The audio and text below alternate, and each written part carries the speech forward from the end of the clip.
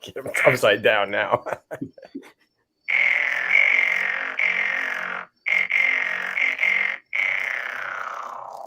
Nice. Sunday afternoon in the park.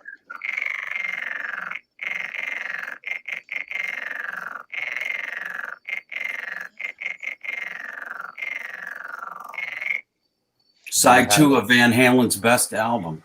That's it. There you have it. What's happening, guys? What's What's up? up, fellas? Happy Sunday. If anybody wants to know what that is, it's an electro-harmonics. It's a little electro-harmonics mini synthesizer app. You can get it at the Apple App Store. And it has a preset in it called Sunday Afternoon. So you can actually learn the whole thing if you want to take the time and do it and play it. I've seen somebody doing it. You can adjust the sweep and the filters and everything on it. It's pretty cool, but it's a preset in there. You drop down and you go down to Sunday Afternoon. And there'll be tons of, when you're at work, when you're bored.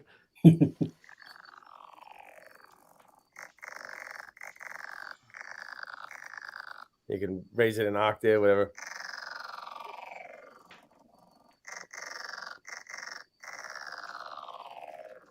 So that's that. Right. Nice. Hours of fun. Yeah. Yeah. That's cool, man. One of these days I'll sit and I'll figure out the whole thing and I'll try to put it together. Maybe on the iPad because there's more room for your fingers to play. Yeah, we'll show you something here in a minute. Related, to yeah. that, absolutely. Let's see. Knowing Keith your Campbell. skills, John, I have full confidence you'll be able to figure that too now. I'll be in the bathroom on the toilet with that every day for the next 2 weeks now. Let's see. Keith Campbell, Thomas Santiago, Music Therapy Laz, Tim Thomas. Nice to see you guys. Sandra Picorni, Keith H, Christopher Live, Sour 5150 Forever. Nice. Happy Sunday. We got some stuff to talk about this week. Wolfgang's done a number of shows. We got all the stats on that. Rev, yeah, he's had a number of shows this week. He's got a number of shows next week. We'll look at those upcoming, but we'll get into the numbers here in just a bit. James 5150, welcome. Simon, hey dude.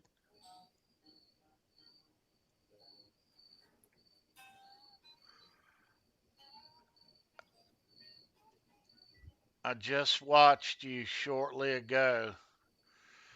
with Brother Ben.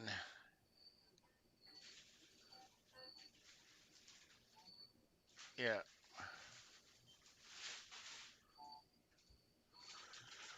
All right. So we were talking about that app, John. Yeah. So if Let's anybody is interested, so it's EHX mini synthesizer. Here, I'll show you again. And it's what Eddie used on Sunday afternoon in the park, the real synthesizer, but they made an app version of it. And if you do the drop down here, you'll see the preset called Sunday afternoon. And it's there. It's pretty cool. And in a related story, go ahead, Tony.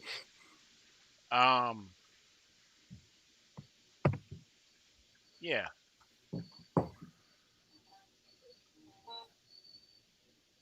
Let's open this thing up. You can see this okay, guys? Yep. All right. So in the song Mr. Ed, John, you said you already knew this. Right. I deduced it. I put two and two together because the sound of it kind of gives it away. Yeah. Guys, listen. Go listen. It's not long on this. Huh?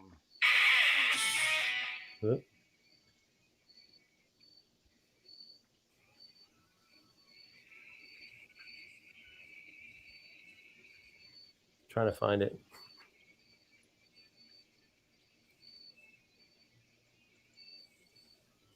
It's right at the beginning of the second verse.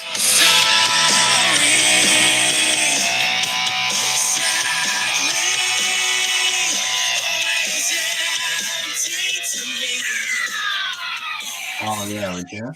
Yeah, That? right. The beginning of the second verse, you'll hear it. Right at the very beginning, for the up until it goes to the B part right there. Another cool thing. It says it's at Mark 123. That should be about, let's see. Yeah, that's right when the second verse starts. It looks like right here.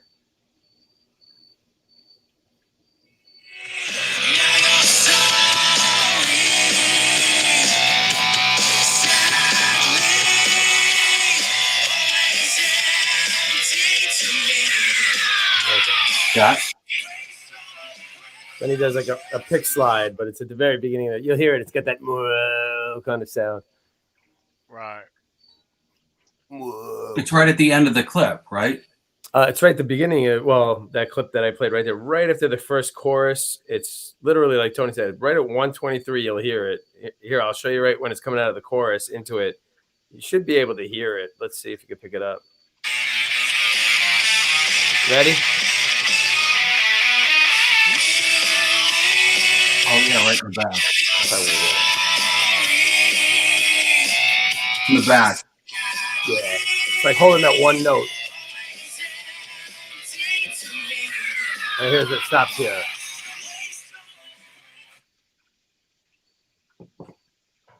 Cool stuff. So you get the Frankenstein on two songs and you have that on another one. So a little bit of fair warning on that album.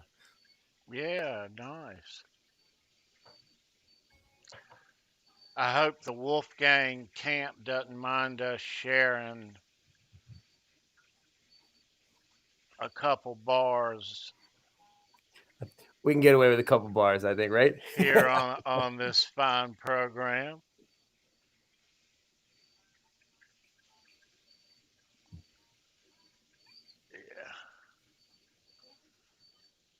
Yeah.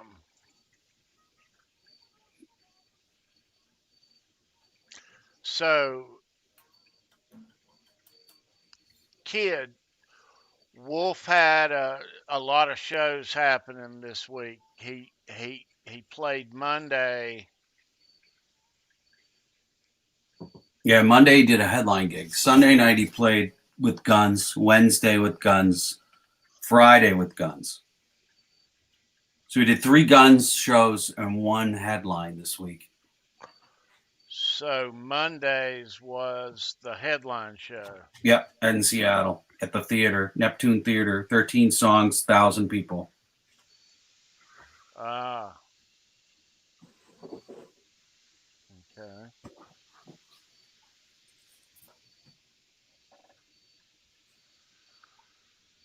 And what were those songs in comparison of Well, at the his? beginning of the week, for some reason, he used to, when he opened for Guns, ever since the tour started, he's been sticking with a 9-song set.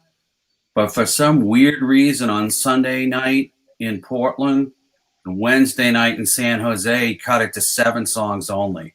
So those sets were identical both those nights. They were only 7 songs. But then by Friday night in Vegas, he was back to his normal 9-song opener for Guns. And then on his headline shows, he does anywhere from 13 to 14. And in Seattle, they got 13 because he's only got 14 in total that he does. Right, right. Because there's 2 unreleased tracks.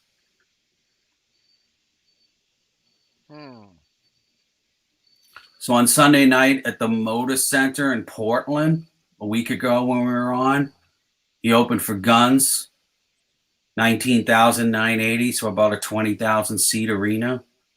He opened with Don't Back Down, Mammoth, Mr. Ed, Think It Over, You're to Blame, Distance, and Epiphany.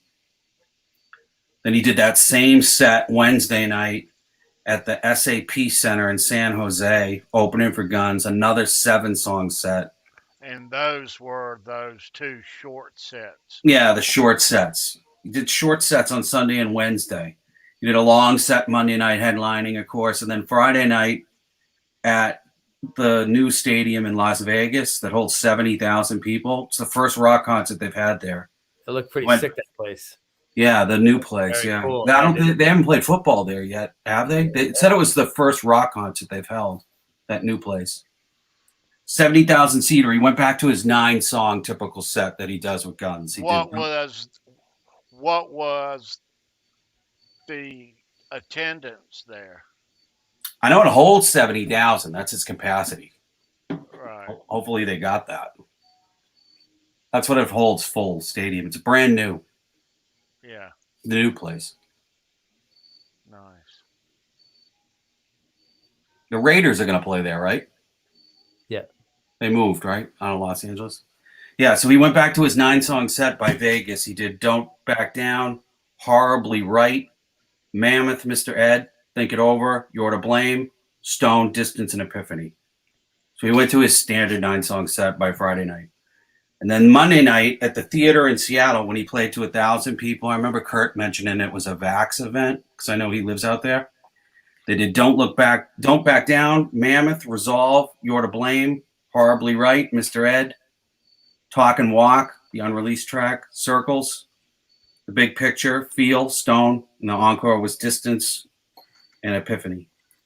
And to segue into tonight, he's doing a headline show tonight at the Rialto Theater in Tucson. So see what he does for a set. I'm sure he usually does 13 to 14 when he plays by himself. Rialto, where at now? Tucson tonight. He's on his own tonight. Okay. This is a night off from Guns. This is the. And I think the rest of the week this week is Guns, but tonight he's got a headline show. Yeah. Nice.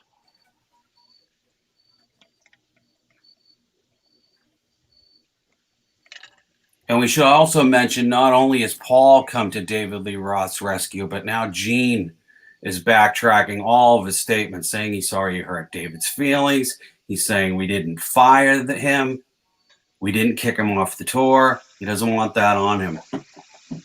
And he retracts the negative things he said. He said he was taken out of context. So first Paul came to bat. Now Gene's apologizing publicly to David Lee Roth. Interesting. Saying he didn't mean to hurt his feelings. And Paul's got COVID now, right? Yeah, because Tony was supposed to go last night. He's missed 2 Oh, dates so Tony, far. really? Pittsburgh. Yeah, Tony had tickets for Wow, last that was night's last show. night. Yeah, it sucks. After he's been waiting so long to see a show. Jeez. You're lucky, John. You got a show under your belt. Yeah, right. Exactly. Before Before they they start shutting things down. everything down again, right? Right. You're lucky. Oh, no. You got in. Yeah, right. Oh, no. Yeah, Tony was supposed to go last night. It's amazing seeing the Kiss meet and greets behind plexiglass. I know, it's so weird. Crazy. So weird. No,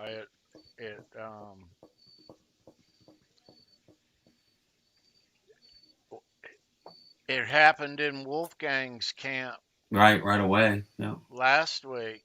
Yeah. So they bounced back and they're back. Kiss only got 4 shows in before this happened. Pittsburgh was the 5th in the tour because they opened here in Boston, but they did 4 shows and then here we sit. Huh. Yeah, they only got to do 4 so far. Jeez. Didn't take long. Well, Wolf had his hiccup and got it ironed out and is back out there, has a bunch of shows this past week under his belt. So maybe Kiss will get back out there. Yeah, they will. They probably just have to miss a few. So far, they've only blown out 2 dates, the Pittsburgh and the Raleigh date. And since yours was last night, they're probably due for a show this Monday. There's usually one off in between. With Yeah, I'm hearing a Atlanta. That's probably your next. Yeah, that's it, probably tomorrow night. Yeah.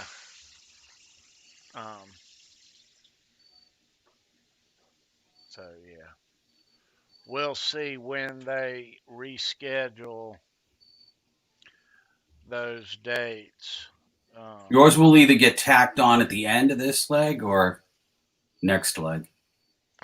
Yeah, I hope. Depending on how many they have to make up. I hope it's not a whole year. Yeah, I know. For your sake, I hope it's this year. Oh, They'll probably tack them on the end. This better not happen next month. I know, when you go to see Guns. Yeah. When's that? Late September? The 26th? 29th. Oh. Yeah. Think positive. Yeah, it can't happen twice, Tony. Yeah, right, Tony? That would be... What are the odds? Yeah. Oh, no.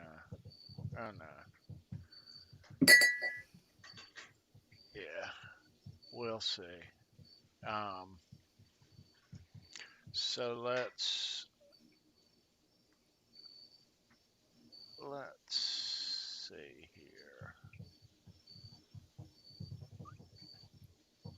Let's look at these dates. You can see that okay? Yep. All right. Yeah. So he's doing his headline show tonight.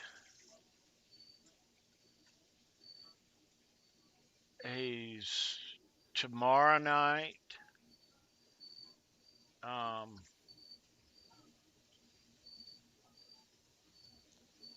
I guess that's Tuesday and then Wednesday. And then Friday. Friday headlines. Saturday.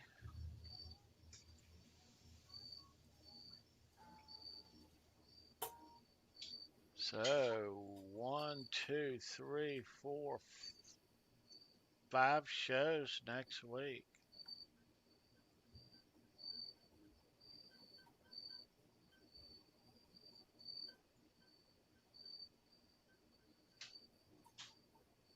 Yeah.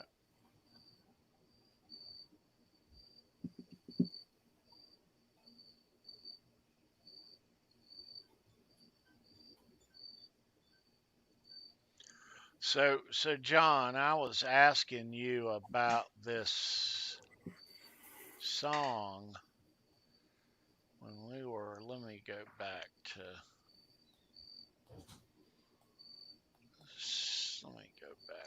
this.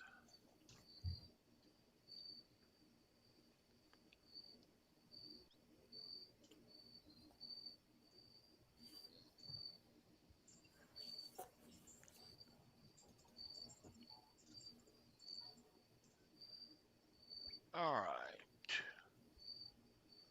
So we were looking at these articles. You can see that okay? Yeah. Yep. All right. And this is just a few days old.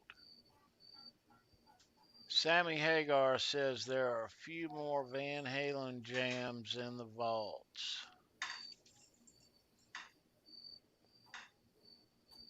Um,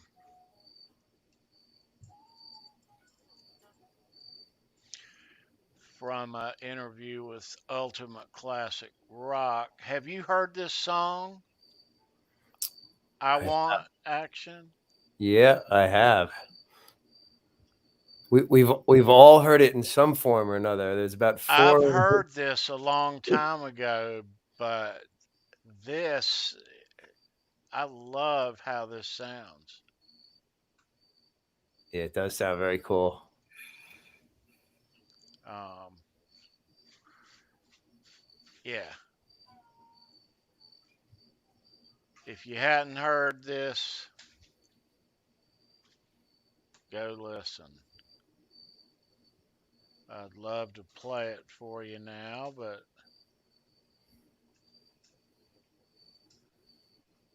Everybody will know the riff because it's the same riff from Stompin' in 8H and Twist the Knife by Steve Lukather and Dirty Water Dog on Van Halen 3. It's all the same riff, recycled and put to different uses. But you'll know it all right away. You'll hear it. yeah. It's a cool riff. And it's funny because in that article there, I said something about Sammy said there were like 2 songs left over from Balance. I'm wondering, they don't really clarify that, but one of the songs left over from Balance was "Can't Get This Stuff No More," and I remember Sammy claiming that Dave basically ripped off his melody and everything for it, and they re-recorded the vocals with Dave. So I wonder if he's thinking of that as one of the 2 maybe left over from Balance. In the article, it says there was one from OU812 also. Yeah, I remember there was one called "The Wish" from OU812 that they were working on, and another one called "Out of the Ether." Those 2, and I know on one of the albums there was another song title called "You Never Know." I don't remember which album. That might have been "For Unlawful Carnal Knowledge" too. I'm not sure, but I know they had a few leftover titles. I don't know how far along they got with those ones, but I do know that one of the Balance ones left over was "Can't Get This Stuff No More." I guess all the music they probably reused the same, and they just let Dave do new vocals on it. And I think Sammy said that Dave basically used a lot of his exact melody that he had on the version that was the outtake from Balance. I'm not sure what the title of it was on that, but so maybe there's only one left over from Balance. Who knows? Or truly, what's left over. He ripped him off, huh? Yeah, and it was kind of interesting to hear that. Also, we're trying to find out what kind of leftover material there was. The new songs on Different Kind of Truth, I thought they were written fresh for that album, like Eddie, those like The Trouble with Never and things like that. I thought they were fresh, like 2010 or 2011 he wrote those, but apparently they're from 2001, I guess, when that failed album that they were recording with David Lee Roth, like secretly, that all of those songs that were the new songs were from that era right there. So I guess they just re-recorded. So anything that wasn't from the old demos was done for that originally intended. Yeah. So I thought Eddie had written some new fresh stuff there, but apparently not. Apparently it was all from that, the 4 or 5 songs were from that period on that when they did that album that we've never, heard much more about. But there's got to be some stuff floating around there because you also hear that there's a whole other, a good portion of his second album with Gary Sharon that was pretty much done too, so there's got to be some completed songs, but then again, if they were that good, maybe we would have heard them by now, you know what I mean? But I know Eddie was working with some interesting people like Patrick Leonard and even Danny Korchmar, who was the producer, and got a lot of hits behind him too. So I mean, we would all find some interesting stuff in there for sure. We know that. I think that the stuff that Roth has recorded with John 5, they've got a bunch of stuff recorded allegedly. Yeah, I think we're going to get to hear that at some point. Hasn't at least one of those leaked? Because after he did the "Summertime Boys" or whatever the hell that song was, then a second one came out. Right. The second one came out with John 5 that he released during the pandemic. Yeah. Yeah, they supposedly cut a whole record together, right? That's a David Lee Roth solo record, right? I believe so. Yeah. Yeah, a lot of stuff. A couple of records worth. I wonder what he's waiting for. I don't know. I know. I mean, it's the same thing as like, well, why isn't he back with Kiss? We don't know. Why didn't he go back out? We don't know. Right. Is he painting? What's he doing? We don't know. That's the whole thing. TK, do you think he'll reemerge next year with a in-house residency? You think he'll just continue that? I hope he does something. I mean, he's aging, obviously. A lot of them are. They're aging, but I hope he does something in music and not just gives us these cartoons that he's been. I think he will, because I think when Eddie and Alex must have summoned him and told him, listen, here's what the deal is. You know what I mean? We're letting you know what's going on. Any more Van Halen tours. Right. And Ed was not well or whatever they told him at that point. And right. And Dave was kind of, it was kind of hard to understand where he was coming from with that. It makes more sense now in retrospect. Yeah, part of it felt like he was a little bit angry, and he's like, well, I'm for all, intent and purposes, I'm Van Halen now. I'll be carrying on the Van Halen, Right, anyway. But in retrospect, it now looks like he probably knew it's never going to happen again. So if you want to run with it, you're on your own. There isn't going to be a Van Halen tour again with him in it. Right. He knew Eddie was sick, because there was that semi-tour plan that never happened. And that when you think about it, would have probably been 5 to 8 stadium dates. That would have been it for that thing anyway. You know what I mean? I think that's why Eddie figured, well, if I'm healthy enough, it's not like I'm going to be doing this. Do a couple shows, right? It's going to be big stadium, Yankee Stadium, Dodger Stadium, places like probably like 8 shows total. Yeah, he wasn't going to go run out and do a 40 summer show tour. Exactly. That was all. So I think that was probably the plan. Yeah. But let's unbox something. All right. What do you think? All right. Let's do that. All right.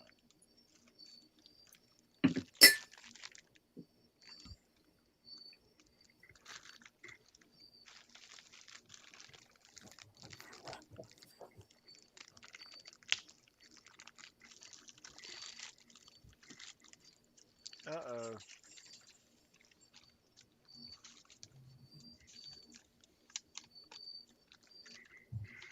Nice.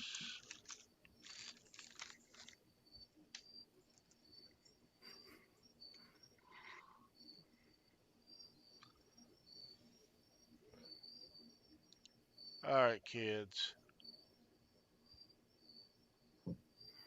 Oh, wow. Oh, cool. Is that real or is it a bootleg?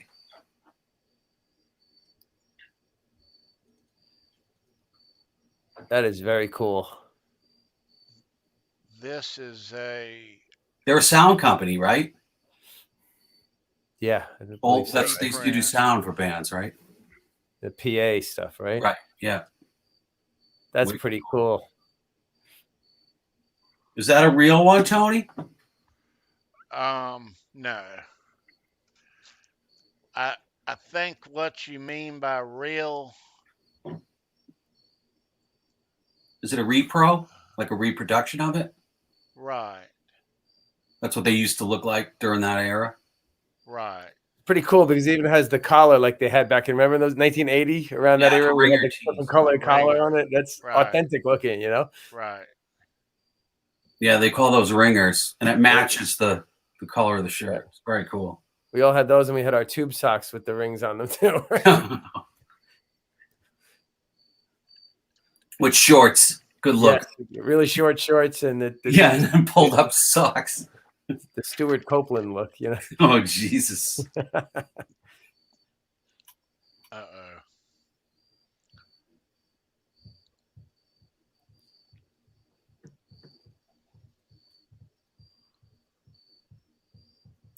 All right. Where's my chat? There it is. Now it's working. All right.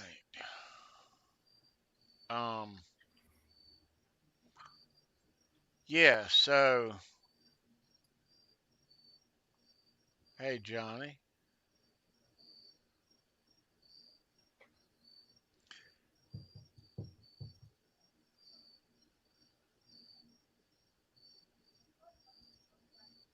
Yeah.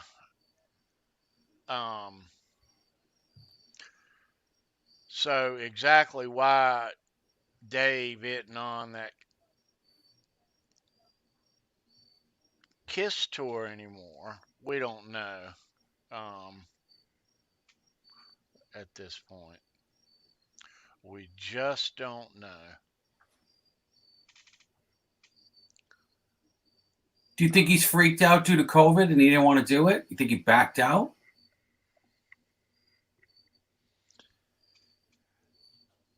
I don't.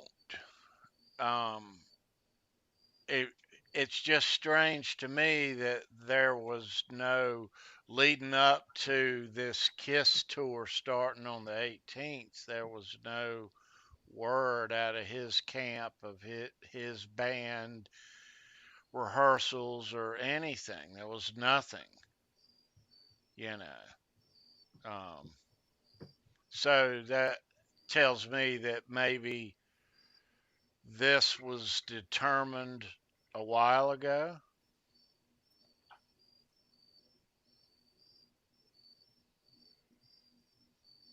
Um,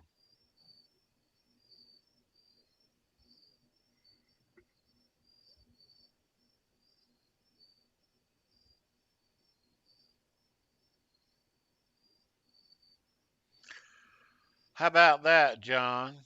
Well, Dan in New Jersey, if you read the internet, they say he's joining Rush. That's the newest rumor. Don't That he's believe going to that. join Rush. Oh, sure he is. I did see him. Alex did kind of emerge a little bit the other day when Charlie Watts passed away. He must have released this statement, said "Godspeed, Yeah. Charlie" or Oh, something is like that that. the one that's on the news desk? Yeah, and then it got me thinking about that. It's like, so Van Halen opened for the Stones back in like '81, right? I think a few Right. dates. On Tattoo Yes. You? Yeah, At Nice. right, the end of exactly. the Yeah, Fair Warning, the I think the last back, day of right, the the Fair back picture on Warning the Fair tour. Warning, right? Is, Yeah. Yeah, I mean, yeah. yeah, Yeah. on That's Diver really Down, cool. that picture on Diver Down, the sleeve in there is Yep. right. It's on the So, back cover.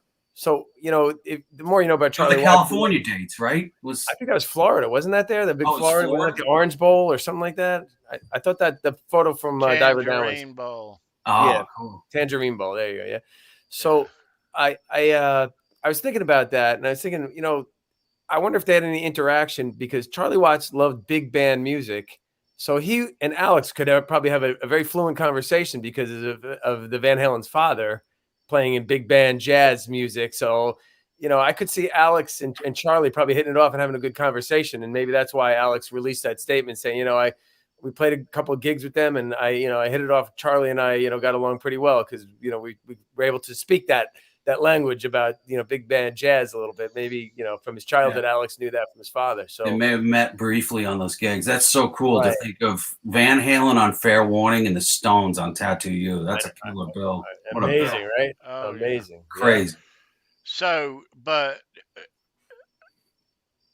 answering his question, Do you think Al will do anything else No. drummer wise, I don't think so.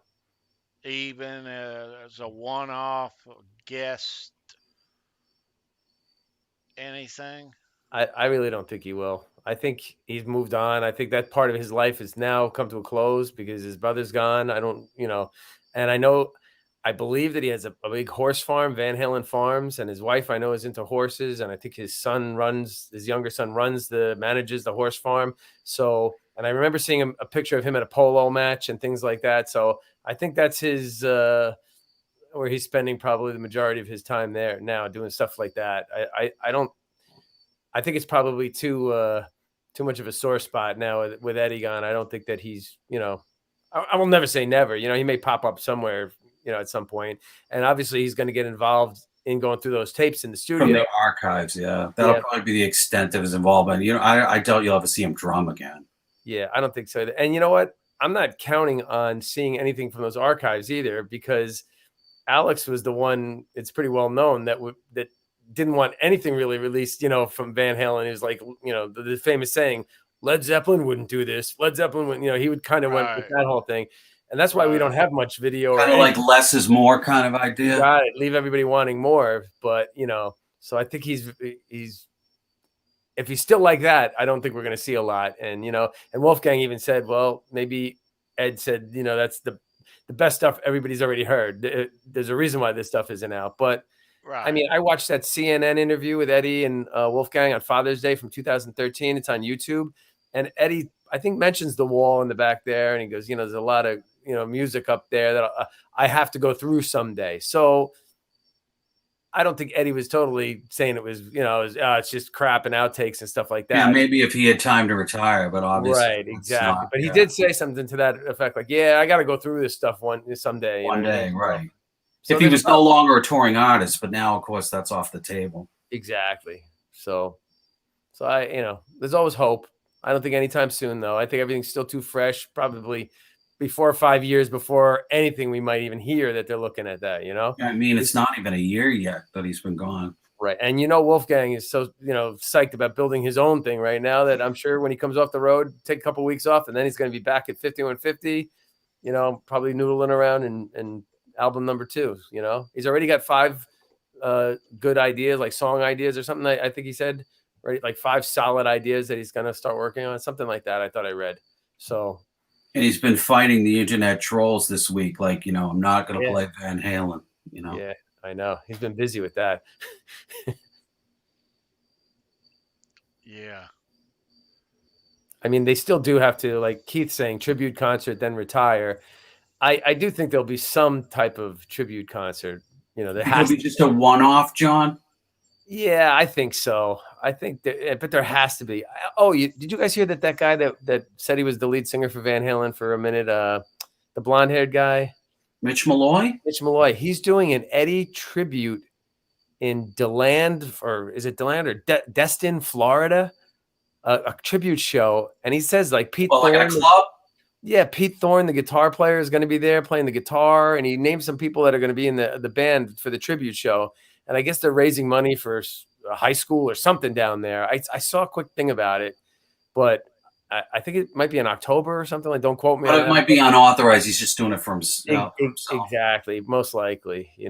I think What? Just do all Van Halen covers for a night? Yeah, I think so. I think he likes to have his name associated with Van Halen. Right. I'm a little bit skeptic, and I'm a little bit, about him saying I was a member of Van Halen. They asked me, but that tape of that song, it wasn't like he recorded that at 5150. That's just Eddie and Alex jamming. I think they gave him a DAT and said, hey, see if you can come up with anything for this. He took it. Eddie probably just said, yeah, we're not going to do anything. Keep it. Do whatever you want, So he went into a studio with Eddie's DAT and just overdubbed his vocals at his home studio or something like that. And he put it up on YouTube, and it hasn't pulled down as far as I know. So I guess they didn't really care, Was that in the time period between Hagar exiting and Sharon joining it? Was it? It in was. They were looking for a singer? Yeah, it was. And then all the Roth stuff going on with MTV. So it was The music that's on the tape does that eventually appear on the Van Halen 3 record or not even? it doesn't, but it was like a song that a lot of people think should have been on there. There's an outtake of Gary Sharon's version of that same song called "That's Why I Love You." It's called, and you can hear it's the music is very similar. It's a different arrangement, but But it's the same song. They just reworked basically the same song. And Mitch Malloy turned it into "It's About Time." It's the right time or something like that. I think it was called. But I personally, when I hear that, I'm like, okay, well, I'm glad that he's got a fine voice, but to me, he sounds like he'd be better suited for Survivor. I always say than Van Halen. So I was glad. Guys, I'll be right back. I'll be right back. Okay, Tone. Carry on. I'll be right Yeah, back. I think it would have been better suited for like him for Survivor or something like that, And he has that kind of tone. Yeah, he definitely has he would be perfect replacement because the singer for Survivor died. I always say that Mitch Malloy, he would be perfect in Survivor. That's his band. But Johnny Desmond Child, Johnny knows Desmond Child there.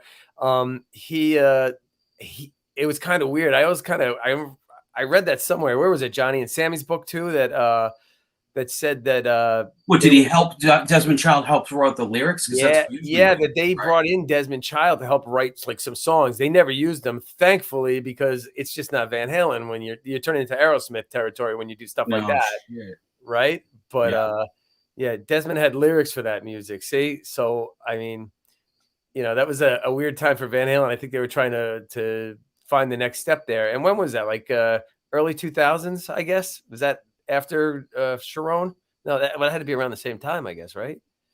Sharon was 98. Yeah, like I said, Patrick Leonard was involved with them, and he was the guy that did all Madonna's big hits and stuff like that. But he's just a genius musician. He was in that band Toy Matinee, they have one album, which is a really like a great album.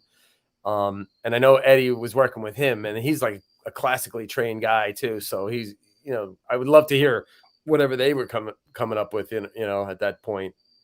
So 96, Johnny said. Yeah, so maybe with Aerosmith's Get a Grip success, they wanted to hopefully, because Aerosmith rebuilt their whole career in the 90s. Ultimately, we're all glad, I think, that they didn't go down that road. You know what I mean? So it's, it wouldn't have been the same, I don't think, Mitch came before Sharon, right? But they gave like a different version of the music, Eddie and Alex, to Sharon that turned into That's Why I Love You on there. But I actually like the music for the beginning, the intro part of the piece that they gave Mitch Malloy. I think the drums, I think it just sounds phenomenal. The guitar, the intro is really cool. Yeah, Johnny says Desmond was writing with Eddie at 5150 and told him about Mitch. So there you go. So that's how he came into the equation. That's pretty interesting. Maybe Eddie was relying on Desmond for the lyrics since he didn't have Hagar at the time. Yeah, maybe. But you know what? I would love to like just sit and talk to like a guy like Sammy Hagar or Roth, because especially Hagar at this point, because a lot of that Eddie's music that he wrote, it's my understanding that Eddie and Alex did complete songs arranged with all the music written with just no vocals on them, and they would give them to the singer. They hand it to him. Especially in the Sammy era, they would have like finished pieces of music and just give it to him, and he would just come up with the melody and stuff like that. But I mean, a lot of that music dictated a melody already. Like Eddie, it seemed like it was there, you know what I mean? But I guess he just let them do what they want with it, because it's just incredible to think that that they would send complete pieces of music, and then Sammy would it would just flow so easily like that, to be able to write a great song that way. I think maybe that's why they were Van Halen and they were special, At least in the beginning, it did. Yeah, exactly. But it's very interesting. Yeah, so that's interesting, Johnny. Thanks for that. I never knew the extent of what Desmond Child was doing with Van Halen. I wonder if Johnny's ever heard the story about Sass Jordan, how they were trying her out. Yeah. Have you heard that one? For a day or two, they were working with Sass Jordan. Yeah, I heard that she was up there at the house, right? Yeah, yep. She has a whole story that she tells about that. Yeah. Huh. Not to be chauvinistic, and I'm not trying to be, but I don't think anyone would buy, even though she has a really gruff, horse-heavy voice, I don't think anyone would have accepted. Van Halen with a girl singer. You know what I mean? Even though her voice isn't very feminine, it's very No, exactly. Same with Patti Smythe, the same kind of deal.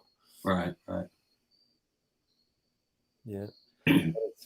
But that's it's just a tumultuous time there after Sammy left. Yeah, after Samuel. It really was, you know what I mean? And when you think about all these other things that were going on at that same time, I'm kind of glad we had Gary Sharon, you know. I like Gary and I like the album, and I think Gary's a great guy, and he's been nothing but he's like a fan of Van Halen, and he's always said the right things about it, you know what I mean?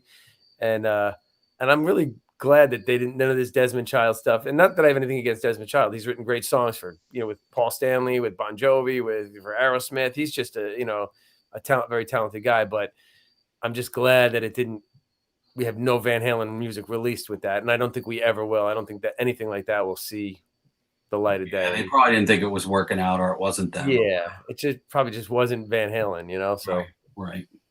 Yeah. Now, South Jordan, I love, and Rats is an amazing album. Keith Campbell from '94, look that up. But who the hell's Jimmy Barnes? Who's that? Oh, he's an Australian singer, and I know Eddie loved his voice. He did a song with In Excess. It's going to be a good time tonight, rock and roll. If you hear his voice, did he replace Michael Hutchence? He didn't.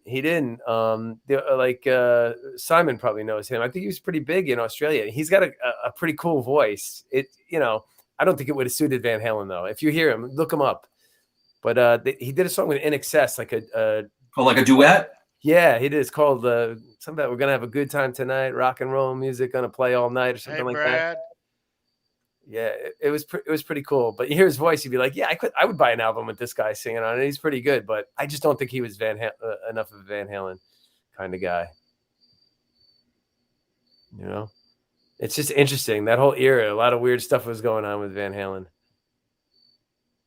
And I wonder if they did anything with Jimmy Barnes. I wonder if he ever flew in or to, LA or anything and just met with them or anything. But, so we'll never know, because most of that stuff we will probably never hear, because they got a legacy to protect, and one of the great things that we said about Aerosmith last week, a lot of people think Aerosmith ceased to exist really as Aerosmith after the Done with Mirrors, really, because that was, they still wrote the songs pretty much on that album. Right. Permanent Vacation is where everything changed, and their popularity skyrocketed, and they sold millions and millions of records, but they weren't really Aerosmith ever again. They were never that same band. No. And to me, I'm from Boston. I like the original Aerosmith. Yeah, I agree with you. Not the MTV Aerosmith.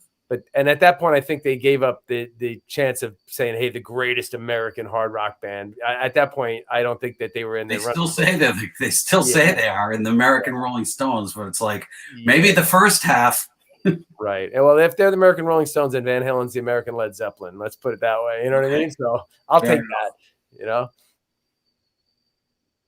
I'm proud that they wrote all of their Van Halen wrote all of their, and that's an amazing catalog. When you look at that double greatest hits CD, and you're like, every one of these songs is an FM radio staple on that album. And most bands on the greatest hits album are lucky to have 3 or 4. If they had that, that's bona fide hits. Yeah. Right. That's huge. That's right. If you have 3 or 4, that's a lot. They're big. I'm only at 1 or 2. Yeah, right. But you go to Van Halen, it's just like every one of those songs on the greatest hits album is like, there's a couple that are less played especially in the Sammy era, but they are solid, legitimate, big hits. Every one of those things, and not many bands can. I can't think of really any. Well, I guess the Stones and people like that, but to have maybe hit after hit like that, you know what I mean? It's unheard of. That's why they're on a different level. Aerosmith, despite our disdain for their later catalog, those are big hit songs. Oh yeah, and you know what? I mean, when you see them today, their set list is stacked in that era, the 90s and 80s. They do very little 70s material. Yeah, which is sad because, and I do like a lot of those 90s and 80s songs. I like Ragdoll. I think I just burned out on them due to radio. I think you're right. They had a very good run. They're a little sappy. Yeah, a little sappy, but some of the songs, like Aerosmith, they lost their grit and their balls. Yeah. Yeah, you're right. Like a neutered Aerosmith, Yeah, you're right. You're right. Don't get me wrong. I like Aerosmith. It sounds like I hate them. I don't. I just hate the way they're career. What? A neutered. Do you like Aerosmith tea cake? Yeah, oh yeah, I love Aerosmith. The old stuff, I like pre-permanent vacation. I I like I like the MTV stuff too. Oh, you like that crap? Yeah, man. I Why like some of it not? too. I have to say I do. I agree. I mean, it's to me, I it's not. like the old stuff too, man. Yeah, I'll be critical of them, but at the same time, a catchy song is a catchy tune. You know what I mean? So, and some of them are real catchy tunes. So, but I just think they lost their card to say that they're the greatest American rock band. They're after Permanent Vacation came out. I agree with you, kid, about that for sure. I'm just a harsh critic. I love my music, but I'm critical Yeah. of it as well. Yeah. And I love the early Aerosmith. I love that stuff. So Simon says they almost got Jimmy to sing for them, Jimmy Barnes, but Jimmy's voice is much more gruff and gravelly. I think that's why Eddie liked it, because he always loved Bon Scott, almost like Brian Johnson. He was, I guess Jimmy Barnes does sound more like a Brian Johnson than even a Bon Scott. Oh, nice. I love his. So he doesn't think it would have worked, but he's got that high kind of gruff voice. You should look him up, on iTunes or something like that, or on YouTube. I'm sure he's got a bunch of stuff on there. To be politically incorrect on Aerosmith, I prefer my Aerosmith on drugs. Not off drugs. Give me Aerosmith on drugs. Yeah, right. Exactly. Yeah, you listen to rocks like "Sick as a Dog" and stuff like that. You got it. That's Stuff my is just favorite. great. Or obviously "Toys in the Attic." Rocks and Toys in the Attic. Yeah, it's like untouchable, that stuff. And it's not even like Night in the Ruts, and nobody likes that. That's got some really good shit on it. Yeah, there's some stuff on there too, right? Exactly. And I think I'm with you, Rocks, dude. That's the best. Yeah, that's it. So every subsequent album after Permanent Vacation, they got a little sappier, I think, too. You know what I mean? Yeah. Permanent Vacation still has some cool stuff on there. It's the opening one, Hearts Done Time, is pretty slam. Yeah, exactly. There's a little bit of Aerosmith left there, but as the years go on, you get less and less of it till you get up to I Don't Want to Miss a Thing. Right. And that's the Desmond Child era when he kind of jumped in with them too. So he was at the top of the the food chain in that era. Wait a second now, until you get to I Don't Want to Miss a Thing. You don't like that song, kid? Nah, isn't that written by Diane Warren? I think it is, right? Yeah. For soundtrack, and they play it live. That's what's even worse. Yeah, they seem to work a lot with Diane Warren, with Desmond obviously Child. with what's his name, Desmond Child, and they also work with Jim Valance, who's Bryan Adams' songwriter. That's his guy, but he writes some good songs. Like him and Bryan Adams are War Machine for Kiss. That's a Bryan Adams. That's a great song. That's a rock. That's a staple in Kiss's. That was a decade before. Yeah, and the funny story about that. Song Doctors in the 90s. Jim Valance told me a funny story about that. I used to email back and forth with him because I love the way his songwriting stuff, and he used to give me all kinds of tips. But he told me the story about Rock and Roll Hell by Kiss on Creatures of the Night. I won't take up too much time with this, but he said that him and Brian had the song completely finished. This is before Cuts Like a Knife came out, before Brian really hit it big. So he was still trying to make money as a songwriter. And they said they had the song Rock and Roll Hell completely done. They submitted it to Gene. Gene says, it needs another verse. And they're like, no, Gene, it's complete. It's got, 2 verses. It's got the, the solo section, the chorus in the end, whatever like that. And Gene's like, no, it needs another verse. And so Jim says, Brian and I looked at each other and we go, oh, he wants some publishing from the song. So Gene had to write that last verse on there so he could get a songwriting credit for the publishing. And that's why he did that. It was understood. They're like, oh, okay, Gene. You could add another. I remember that reading. That's a tactic he did a lot when there was Song Doctors. He wanted to change one line or a few words just so he made sure he got the publishing credit. One word gets you a third, right? Something like that, Yeah. But that's pretty interesting. He'll take a line out, put one line in, and say, "Now you got to give me credit." Yeah. So I thought that was a pretty funny story. He's like, total Gene move.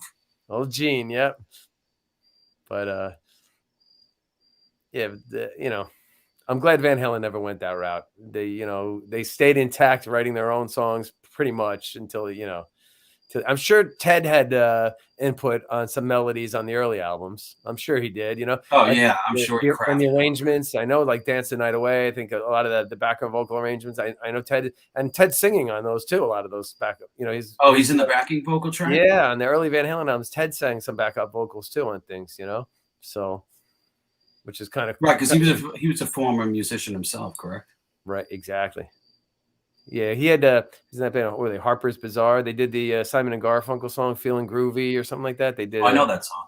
Yeah, I think I only know the Simon and Garfunkel. I think it was Harper's Bazaar or something. The band he was in. Greg Renoff's book talks about it all in there, but I'm pretty sure. So they did the Simon and Garfunkel song. And they had a hit with it, and Ted was one of the lead, I guess, voices and singers in that. So,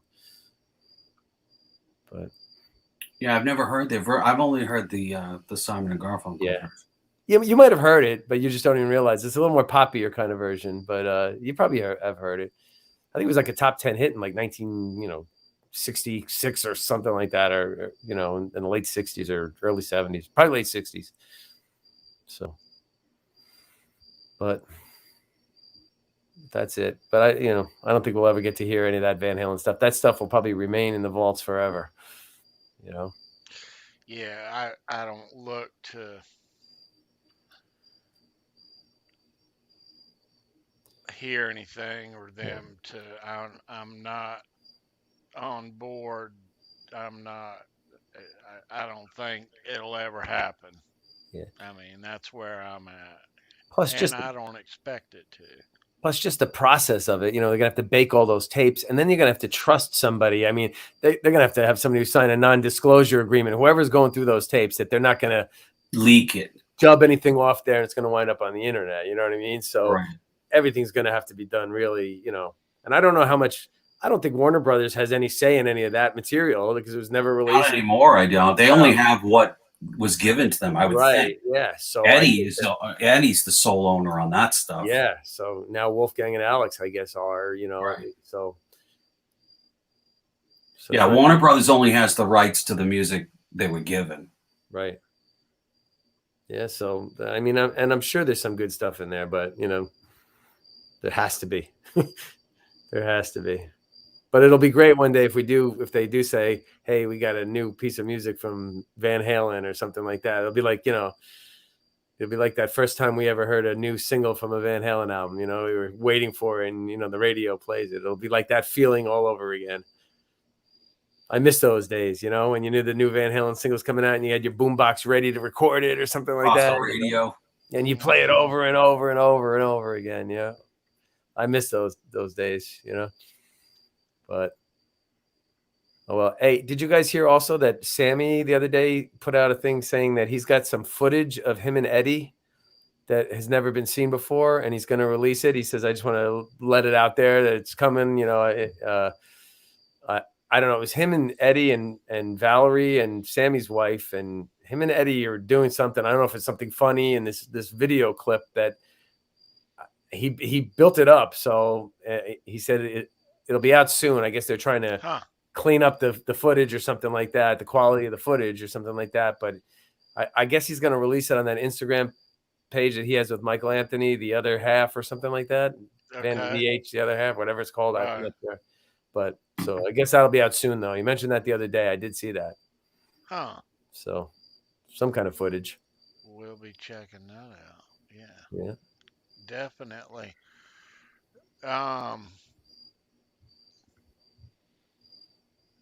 Yeah, we will definitely be checking that.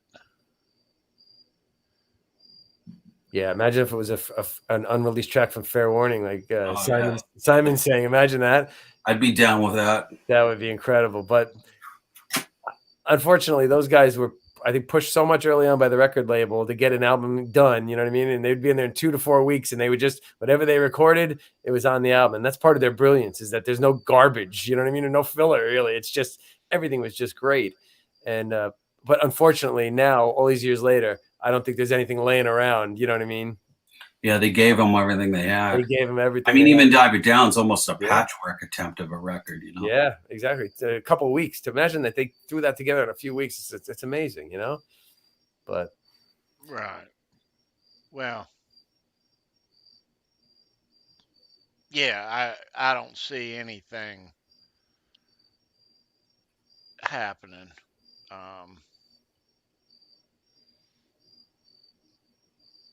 You never know. I'd love to see the full length of Oakland '81. Yeah, they had that.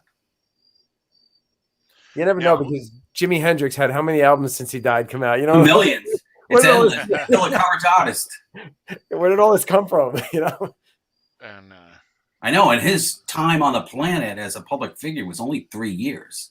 It's Really amazing that yeah. 50 years later, there's still stuff coming out. Yeah, it's incredible. So you had to figure Eddie and Alex were up there letting the tapes roll for years, you know, like kids in a clubhouse, you know what I mean? So, you know, there's probably a lot of unfinished stuff, but it's probably some great jams, you know what I mean? Yeah, that's what I thought of when you were talking earlier, John. If nothing else, there's got to be just plain old jams, just him jamming in the studio.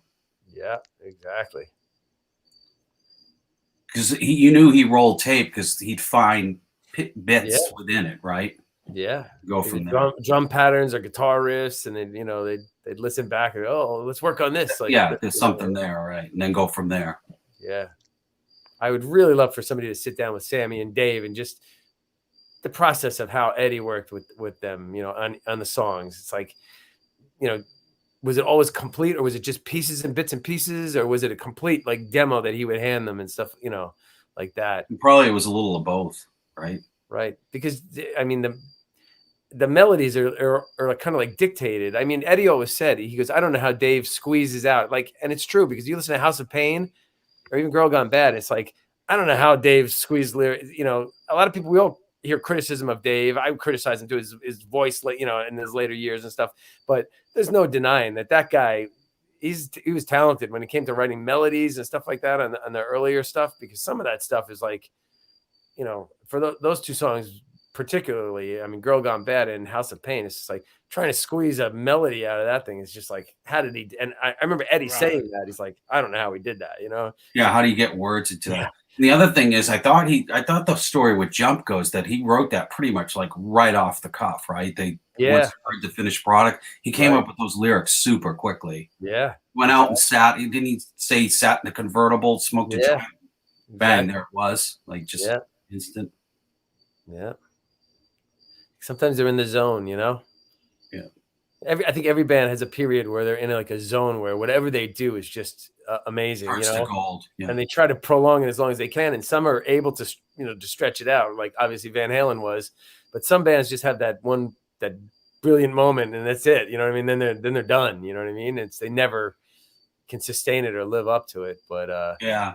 You know, people think I'm depressed, saying a depressing statement, but I always feel like a band only peaks once. Sometimes, though, a band can sustain that peak for quite a while, but like to get lightning in a bottle, you know, it's like where they're completely just everything they do and it's just coming out great. And some bands try so hard to remain relevant. Like I look at a band like U2, and they try to change their sound and style to go with whatever the new wave sound. You know what I mean? Every album they tried to do that. But I think they've kind of surrendered now too, and now they're going out on touring playing the whole Joshua Tree album in its entirety. Right. For years, they've always tried to be current and of the now, but you probably just get to an age where being creative is not an easy thing. I mean, I don't do it, but that's not an easy job. And there's no incentive, especially when you've already got a great something to live up to. You know, it's hard to top. And there's no incentive anymore, because it's not like you waste a year of your life in a recording studio writing all this music and spending all this money on recording time or whatever if you don't have your home studio. And then people are just going to put it up on the internet and take it anyway. So that's why I think a lot of these artists, if you have a back catalog, you're like, we're fine. We're just going to go play on our back catalog, you know what I mean? And just make tons of money off that, you know what I mean? If you have enough hits to do that, you know? Yeah, some of the legacy and heritage artists are kind of like, why bother at this point, right? Yeah, exactly. But I like it when bands still come out. So do I. Like, but Tony, the Guns N' Roses song that a couple weeks ago, the new song, is like a lot of people don't like it. A lot of people think it's okay. I'm just glad there's new music. You know what I mean? It's like I still think there's a big part of the population that's being ignored by this stuff, and which is us, our age group in particular, that we still want to hear new music. I don't want to hear turn on the rock station and just hear the same, you know, Carry On My Wayward Son for the, you know, it's a great song, but I'd rather say, hey, here we got a new song coming up from this band. I'll be like, yeah, let's hear it, you know, especially if it's good, you know? The problem with the old legacy artists, though, is they take the time to release it. A lot of the times it doesn't sell. And B, if they try to inject it in the set list at their concerts, they watch everybody go to the exits. So it's not like when we were growing up where people were receptive to the new music. Yeah. They're in a tough position. You're 100% right about that. And I think Eddie, one thing about him, he didn't want to tour unless he had a new music to play, a new album. I mean, I think he was pretty set with that. He was old school. Yeah. He didn't want to really do that thing. I think towards 2015, I think Ed was like, was okay with it at that point, just doing that whole live album thing. Maybe he had gotten to the point where, especially since none of the stuff really on A Different Kind of Truth was brand new. It was a few years old, but it hadn't been heard and it was freshly recorded. So I think he always wanted to have something out there new, but I think it had to be a little He came disheartening. from that old school, the 70s, Right. But I think it had to be new album tour. When they play Chinatown and people would just be sitting there, or something off the last album, and not really reacting to it, I think it had to be a little bit like, disheartening even for him to, at that point, but you can't fight it. You know what I mean? Every band gets to that point where, like we said, they hit the high, they're in that zone. And then at some point if they last long enough, they become a nostalgia act who can just play off their back catalog, Right. I don't think they had an issue doing a tour behind a live album. Right. Yeah. At all. They've done that before, so. No, yeah. I agree. But it's just, everything's so different, but I just love to hear new music, anything new. Yeah, that Guns song is different. I've heard it a few times now, and it's kind of grown on me. It's same as me, Tony. I actually like it. We'll say. Apparently, it's almost 20 years old. The song, though, it's right. an older demo, right? That he had. Yeah.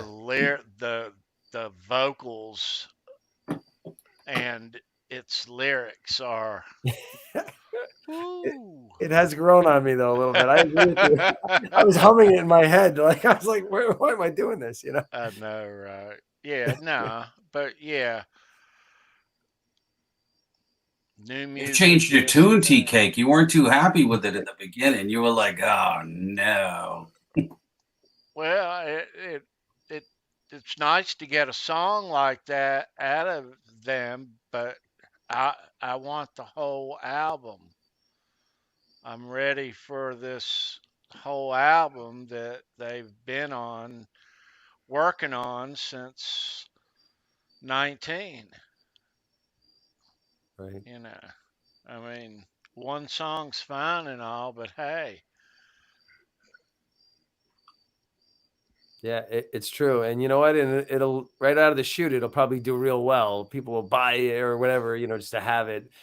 But it's amazing how I think, when A Different Kind of Truth came out that first week, I forget how many copies it sold. It wasn't a crazy number like in the old days where they used to sell like, 400,000 copies the first week. I think it was like 20,000 copies, and it got them to number 2 on the charts behind Adele or something like that, But Right. yeah, it's just crazy how much of a different world it is as far as that. And, Yeah, they can't make any money off new music anymore. They have to tour, and it's just like, it's just crazy. And that's why the ticket prices are the way they are, because that's the only way revenue they have is T-shirts and tickets now, I know. So yeah, sad. Well, we're yeah, a lot of shows across the country are being canceled or postponed as we speak.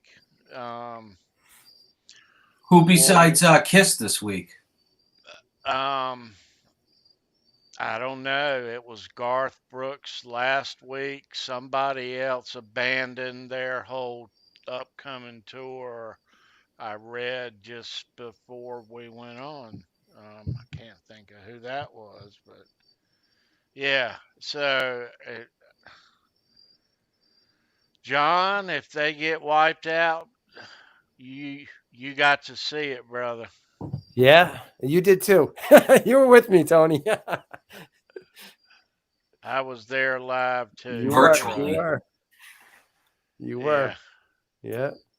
But no, we'll see how it goes and when they're gonna add that kiss date of last night. I was, yeah, Yeah. we disappointed that, at the beginning of the week to hear that Roth wasn't going to be there. Then, X days later, Paul isn't going to be there. nobody's going to be there. Yeah, right. Yeah.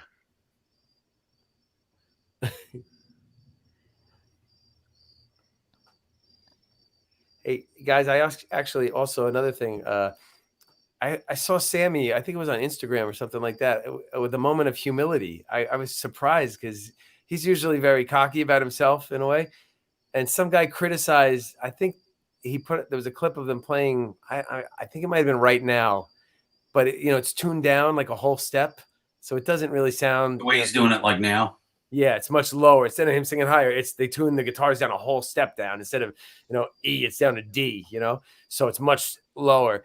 And when he's singing it, and to Sammy's credit, I even responded in there. I go, that was pretty impressive. That he told the guy, he goes, listen, I don't know if you would want to hear me singing it these days In its original key. Basically, so he was saying like he can't even do it anymore. Yeah. Which for Sammy, that's because he's usually very cocky about stuff like that. So, but I thought that was kind of cool. It's like he's admitting that, hey, you know what, I can't do what I used to be able to do, and you wouldn't want to hear it that way. Trust me on that, So I thought neither can Dave. So he should go a little easy on the guy. Yeah, right. But problem is, Dave always was tuned down a half step for pretty much for everything. I think 19. Oh, when they used to play live. Yeah. Oh, on the albums and live, he was down a half step. Yeah, the whole everything that was from day one, and I think 1984. I think everything on that album is actually the only album that's tuned to normal pitch, except for Panama. I think is the only song that's a half step down on that album. So that was a weird one because Eddie started tuning to pitch then, and then the Sammy years he was always tuned. And that's why Sammy had to strain on like songs like Dreams and stuff like that because the guitars were tuned to A440. It was like didn't get that break. And that's why Gary Sharon struggled on 3 because all the Extreme albums, he was a half step down like the Dave albums were. And 3, it was tuned up to pitch. So Gary really had to like strain out of his range. And you can hear it on that album. He just wanted to make Eddie happy. But I mean, in retrospect, if they had tuned that album a half step down and did some things differently, it would have sounded, I think, a lot better too. So, Anyway, I have like verbal diarrhea tonight. Sorry, guys. I'm just going. Oh, it's interesting, John. You know so much. I'm going off on tangents here. Let me ask you this, John. When do you think that Ed and Al and Mike knew amongst themselves that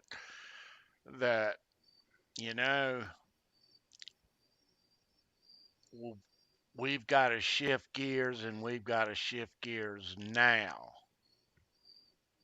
When do you think along the way that light bulb went off? As far as you mean to get rid of David Lee Roth? No, to get rid of Gary. Oh, I think I actually probably think once they got out on the road. I agree with you. When they weren't selling out on the road, and I heard that video screen that they were using back then, you got to remember, it was 1998. I heard it was very, very expensive, that screen. And I think that to cut costs because they weren't selling out a lot of places, they got rid of that video screen at one part of the tour, and they weren't selling out a lot of the dates. And I think they knew it wasn't going to work, Yeah, that record didn't sell well, and the tour didn't sell well either. Correct. And I think that was I think the tour was when they were like very. When they start seeing empty seats, they're probably like they're not used to that because they're exactly. They're a packed house band. Yeah, and whether it was Roth or Hagar. Yeah, I mean, Madison Square Garden was pretty full and stuff like that. It was certain markets, yeah. Right? The big markets were, but probably the smaller markets. You got it. I think that's that was the telltale right there. But they still did go back in and record. Pretty much. I think a lot, if not a whole second album, and which I think Gary Sharon said was better. A lot of the songs were better than the stuff on the first album, but you know, I just think it got to a point where that was it. And, you know, to his credit, he never said anything. He was just happy for the experience. And I think, you know, I think he handled everything the best way. And I think that's why a lot of, you know, a lot of people that aren't the haters, I think they all respect Gary for that and say, yeah, you know what? And I don't blame Gary at all for it not working out. You know, Eddie, it really was like an Eddie solo album. He played bass on the whole album. He sang most of the background vocals or Eddie on that album. If you listen, he's the one singing with Gary on most of those songs. Right. I think he even plays some drums on some songs on the album, and some of them are programmed. Like Once is sounds like a drum. It's like programmed drums to me, you know. So, you know, Right. I think that was really, if Eddie said, Eddie, why don't you do a solo album? I think that kind of was an Eddie solo album in a way, you know? Some people refer to it as such. Yeah, exactly. And I do think there's some good stuff on there. You know, there's some good moments on that, and moments in songs. Like, you know what I mean? There's still songs that I get, whoa, I just love certain parts of, you know what I mean? Oh, Yeah, yeah, you just don't like sure. it all together. Yeah, you know, so you say, oh, the fur rises on your arm. There's a few songs on there. There's a, you know, a few parts of a few songs that I really, really like, you know? So, Yeah, that album, it's a very long album. yeah. Yeah. No, I love the album. You know, um, they were doing the best they could at the time. Yeah. And I really think they did enjoy making the album, because I remember back then we had the thing called the Van Halen mailing list, Right. and Valerie was on there with us, so she would pop in every day. You know, I mean, even before Gary joined the band, like one time I always tell, you know, she was talking to us, and David Lee Roth, she says, you won't believe who's sitting in Wolfgang's timeout chair right next to me. It was David. It's Dave's here, like David Lee Roth, and you know, she would bring us in on the inside, going on the song titles after that all went down with Roth. But when Gary was there, and about how Ed was like so excited, he was so pumped for that. Like when during the creation of that album, and she would have song titles and all kinds of stuff going on. And I heard this one today. You know, it's great. Wait till you hear it. And you know, he seemed like he was really psyched about that album. And I think that was kind of like a, you know, really, it was his first kind of commercial failure. Eddie's really, you know, he had never experienced that before. You know what I mean? So I think that was probably a tough one for him to take too. But, you know, what was cool is that Gary Sharon, up until the end, he remained friendly with that. He had lost touch with them for a few years, I believe. And, but he reconnected with him, I think, even before Sammy did. And I think he and Eddie were talking pretty regularly, either on the phone and things like that. You know, he's not like a gossipy kiss or tell type of guy, but he did say that, and I'm sure he knew what the situation was. But you know, I think even in that 2015 Billboard article where Eddie kind of like savaged Michael Anthony about his back, went out of his way to talk about his background vocals sounding like a piccolo, trumpet or something like that, and you know, and saying that I sang some of those background vocals too, and I taught him all the Right. bass part. You know, he went out of his way. Right. The Right. author was like, "Whoa, where's this coming from?" But he went out of his way, Eddie, to say that I have no problem with Sharon, even back then. So he never really had a problem with Gary. So. Yeah, who else didn't he tag someone else besides Michael in that article? I'm trying to remember. I remember he said harsh things about Michael, but he didn't say anything harsh about David or Sammy. No, that was the article that he pretty much went out of his way just to go kind of after Mike, you know? Right. I remember that, yeah. And, you know, in retrospect, I think that was because I think, you know, Eddie, I think, pretended to say, oh, I don't pay attention to the internet. I don't listen to that. I do think he was well aware of what was going on the internet. In that article, he claimed that, you know, Peter Gabriel's the last album that I bought. So, right. I never heard music. Say that's so. But yet the author of the article is a really smart guy. His name is Chuck Klosterman. He's a big Van Halen fan. But he pointed out that Eddie, you know, you claim not to follow out what's going on in music, but Eddie knew very well who Max Martin was, who was like one of these top producers of like Britney Spears and the Backstreet Boys, and he's like a hit machine. He has 20 top #1 hits, you know, songs that he wrote for these people. But Eddie knew he brought Max Martin's name up in there, and the Klosterman was kind of like, for a guy that doesn't really seem to say he doesn't know much about it, he kind of does know a lot of what's going on. So I think Eddie paid attention to the internet more than, you know, he let on, and I'm sure he saw a lot of criticism about Wolfgang, and I'm sure that got him really, defensive, and and his way was probably to lash out at Michael Anthony. You know what I mean? As just to fight back a little bit with that. Well, you got to look at it too. Was that in context or not? What was that the author highlighting that part of the interview? You know, To get Yeah, clicks.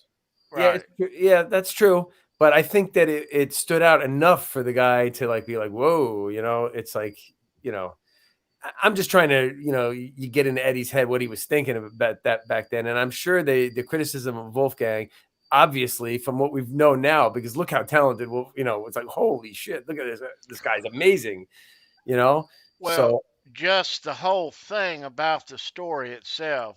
We're right, talking about Ed and Mike. I mean, there might be little things absolutely, Ed didn't like about Mike or whatever, but just of what kind of story that was, it could easily be taken out of context. yeah, it's true. But I do believe that just this is me all reading into this stuff.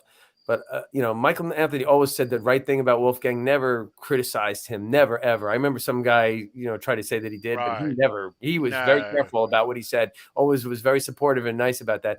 But I do believe, people are going to say that, nah, I don't know, I'm crazy or something like that. But I do believe that Michael Anthony had issues with Eddie, and because he never contacted Eddie before he died, and he had to know that Eddie was terminally ill. He had to. Sammy Hagar knew. A lot of people knew. We knew. A lot of fans knew that Eddie had lung cancer. I mean, Oh yeah, of course he and he did. said that, he didn't contact, he didn't know, and maybe he feels better. But I think that there was some residual, bad blood there, because he even said to the point, somebody asked him, I think it might have been, I forget, it was an interview. Some radio DJ asked him, kind of like pressed him on it.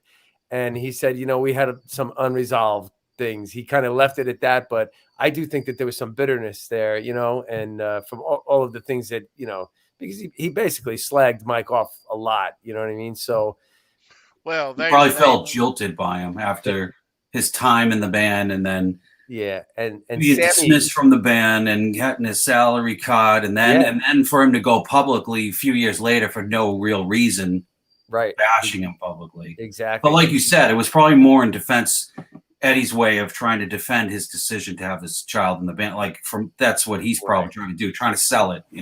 I think that's exactly what it was. I think that 100% that's where that all goes to, and You can't really blame Michael Anthony, though. no, you Got a can't. raw deal. It's human nature. It's human nature. It's like, what? Why would I bother? But death is final. You know what I mean? It's like you would think now he's probably saying, well, maybe I should have reached out, and Probably.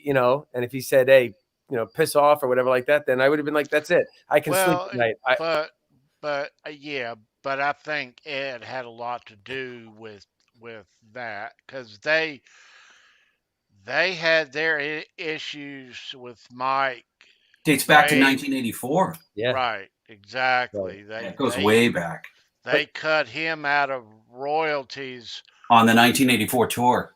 Right. Yeah, right. Exactly. So you've got that, and then the fact while Van Halen sits idle and Hagar is out having shows, and Mike wants to go out also,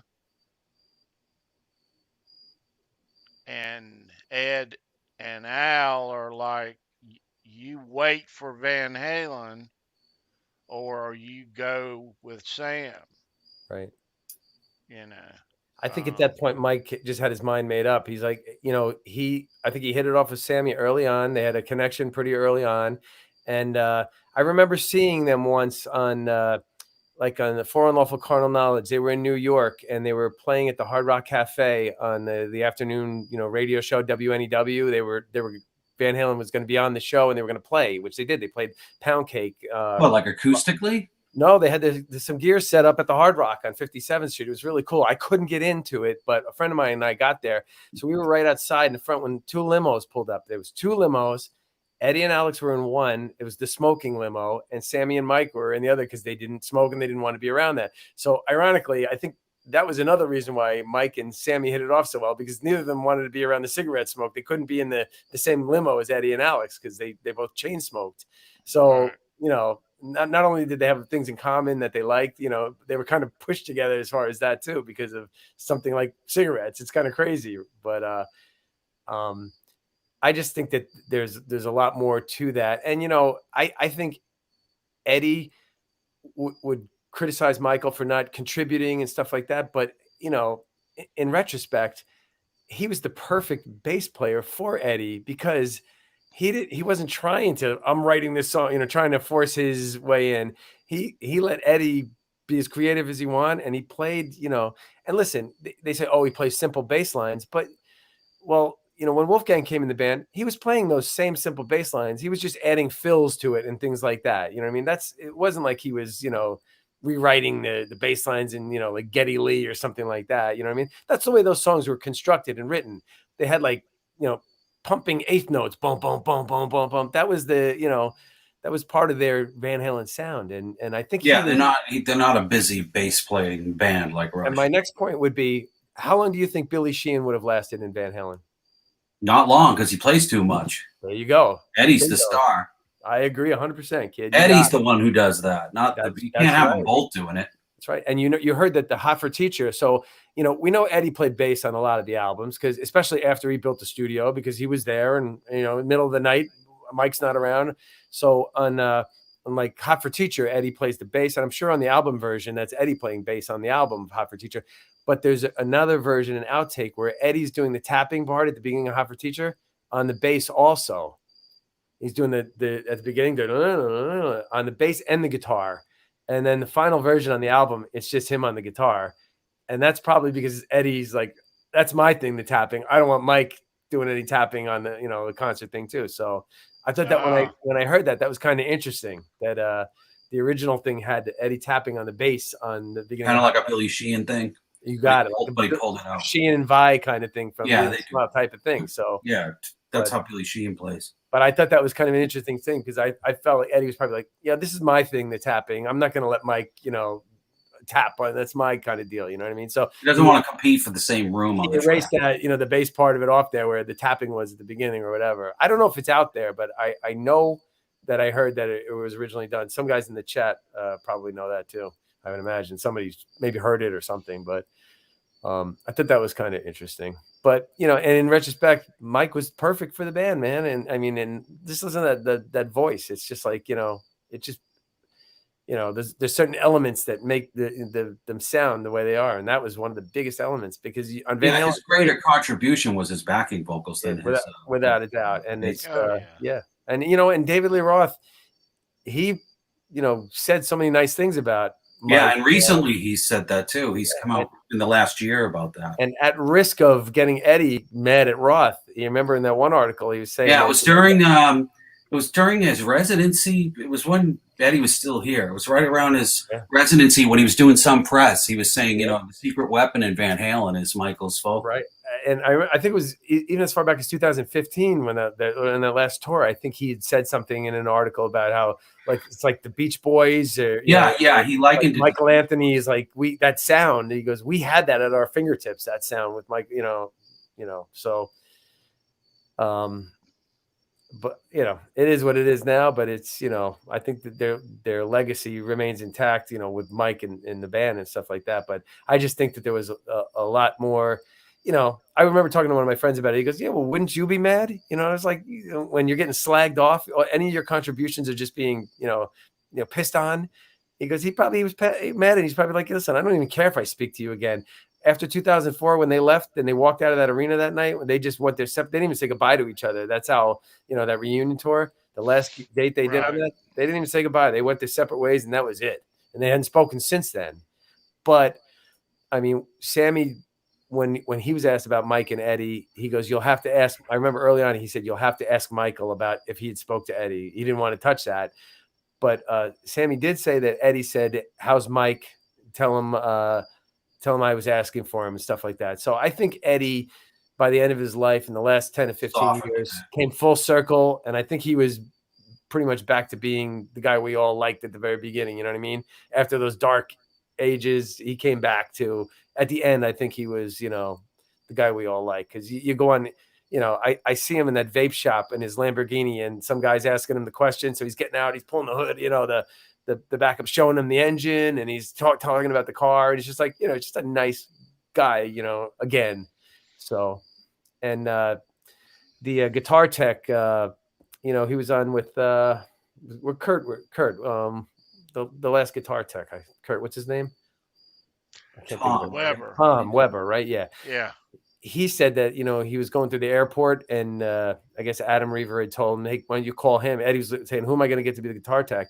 And he said to Tom, he goes, hey, I'm not that same, you know, would you like to be my guitar tech? I'm not that same a-hole that I was last time, Tom. So basically he was saying, you know, I guess Tom was there when he saw him when he wasn't back to being the normal Eddie. And he goes, but I'm not that guy anymore. Basically, he was saying it to him. So I think Eddie came full circle at the end, which to his credit, I think that's one of the coolest things you could say at the end. It wasn't like he was some broken down drunk or anything like that. Right. He had beat his demons. He had beaten. Unfortunately, cancer beat him, which is the sad part. You got exactly. But I think if there's something, he had more to give. He was so healthy by that last tour, you know. You got it exactly. He was brightly smiled, all there, playing sober and playing great. Right. Exactly. Thank God that's what we saw in 2015 and not 04. You know what I mean?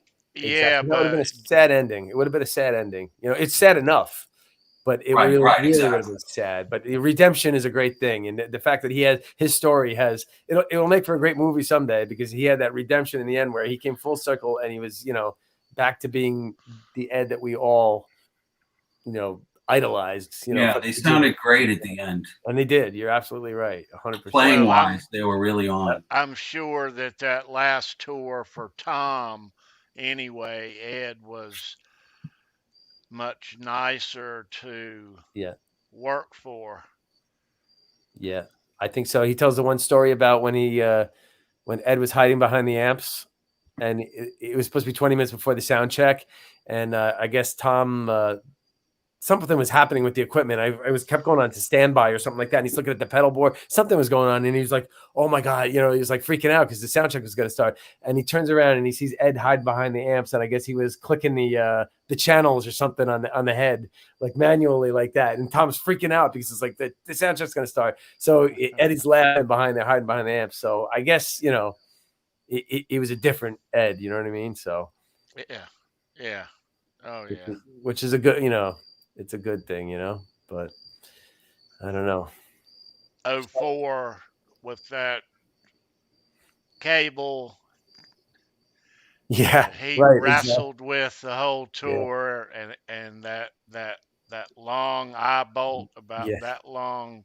Yeah, it was insane. And you know that cable, those George L cables that he was using on that tour, they were actually coaxial cables. So they were like cable TV, thick, like that kind of cable. They didn't bend like regular guitar cables. It was actually coaxial cable they were made out of, like George L. So on top of, you know, the rig, the bar he had sticking out, those things didn't bend like a guitar wire. It was like a cable TV wire, you know. And those things are so stiff. Exactly. So that must have been a complete nightmare, you know. Oh, I know. Yeah, bad idea for a touring rig, because he moves around so much. You know, he's an active guitar player. He doesn't just stand there. Yeah. But you know, I'm sure in Eddie's later years, I'm sure his hearing, he must have had a hearing loss. I know Alex was. Oh, without a doubt. No question about it. Yeah. I'm sure Alex probably would. I would say he probably wears hearing aids now, but you know, I think Eddie's guitar tone changed. And I think one of the reasons it changed, it was if you noticed, it was very voiced, very high end. And probably because he's hearing the high end is the first step it goes on all of us, right? So I think that he was compensating for that. So when he had them voice the amps, he wanted more high end, and to a lot of us, the last few tours, the amps sounded. 2015, I thought it sounded better, but I thought 2007 and you know, and the 2012, I thought it was a little very trebly kind of sounding on there, and I think that's probably because of, you know, some hearing loss that it was voiced that way. Because I always get the impression from Jim DeCola, who designed the Wolfgang guitar and the pickups, that he's always kind about everything he says about working with Eddie and his genius and everything like that. But I think, you know, like when they were designing the pickups, they were going back and he was sending pickups to Eddie, pickups, all these different pickups and stuff like that. And Eddie couldn't find the one he liked. So I think he wound up sending the original ones he sent him. He sent those back again. And a second time, it didn't say that they were the same ones. And Eddie was like, those are the ones. That's it. So, so I don't, I'm sure Eddie had great ears and stuff like that. But I just think as time went on, it's his tone too, because if you look at his tone, a lot of people love the early era. It was a distinct tone up from like 78 to 84. It was similar in tone. 84, it had changed by then, and he added more harmonizer. It was going up. And then the Sammy years, it was drenched with the harmonizer. But, by the time he got to the PV amps, the high gain amps in 91, and then balance, it was a completely other sound, which a lot of people feel that that's his best tone ever. It's completely different than his 78, 81 to 82, up to 84 sound. It's completely different there. It's like, Right. And now this third, era of Van Halen with the later years, it's a completely different tone, even from the second year. So, I don't think there is, like Alan Garber said, there is one Brown sound. There's not, because his guitar really doesn't sound the same really on any album. The first one had more reverb on it, plate reverb than Van Halen 2 even. And then, Fair Warning got Women and Children and Fair Warning are very dirty and dry. Right. But if you look at the difference, like Fair Warning is got more gainy sounding than even Women and Children first. And then by the time you get to 1984, 1984 is actually a much cleaner sound to me. Right. Very really bright. But it's got a lot of sustain. That's why that one's my personal favorite of the early era is the 1984. I just think that's my favorite, like Drop Dead Legs and things like that.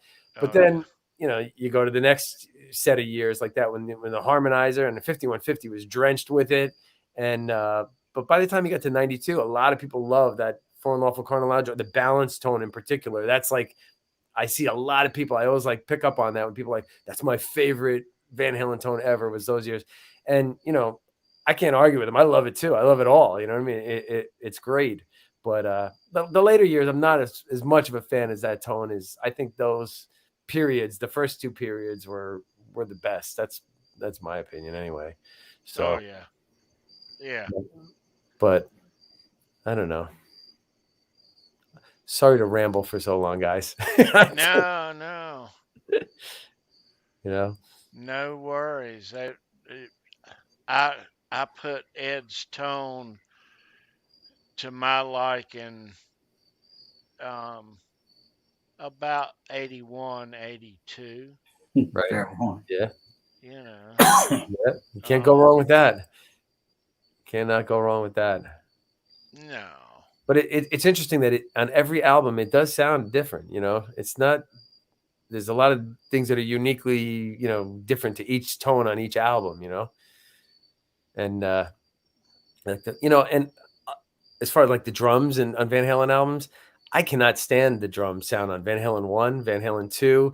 I mean, it starts to, even Women and Children First, I'm not a big fan of that sound. And to me, it's like, it isn't that ambient sound that they really were going for, that they actually achieved later on. I think Fair Warning started to have its moments with the drum sound because his voice, that signature snare sound, it started to be, you could hear that on Fair Warning for the first time. Whoa, that unique sound.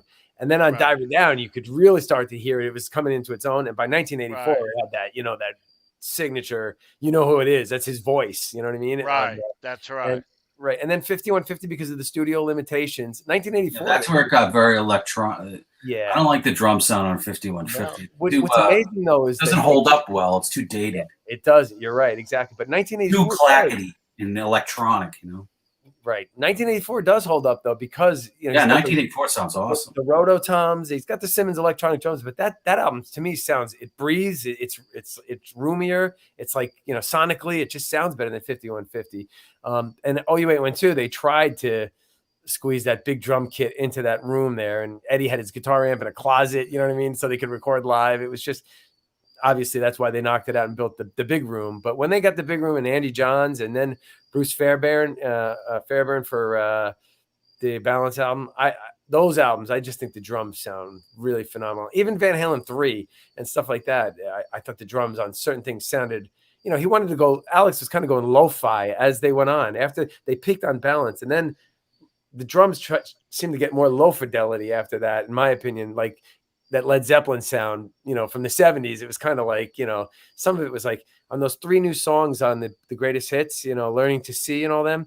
I think they only had 3 microphones on the drum kit, like the triangular miking, like Led Zeppelin used to do.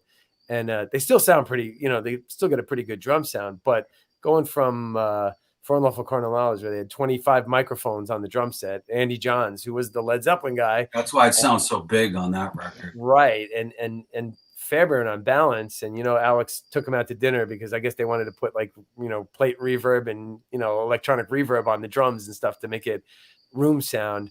Alex had to take him out to dinner, a bottle of wine, and say, listen, we don't want any of that stuff on it. We want just the sound of the room. That's the drums that we want. So he agreed to that. But, it's kind of interesting. But I think that those albums, I would love to hear like Van Halen 1 with the sound of the drums from like Balance, or, I just think that would be just an amazing type of sound. The definition of classic to me is something that never goes out of style. Classic. So if you listen to Eddie's guitar sound 40 years later on Van Halen 1, it still sounds fresh. Doesn't sound dated, right? But like you were saying, the 5150, the drums sound dated. Certain things just don't go out of style. Eddie's tones, for the most part, on every album are still fresh and relevant to this day. You could hear them on a song and you would think that, they're like that. I don't think the drum sound, up until, the early 90s got to that point with Alex, and when he came, through with his own voice on that. So I think that just my rambling. No. But on that note, though, I think that when you talk about Alex and how it's him, it's all about that snare sound. You got it. And that began really coming through during Fair Warning. Yeah, I agree. Yeah.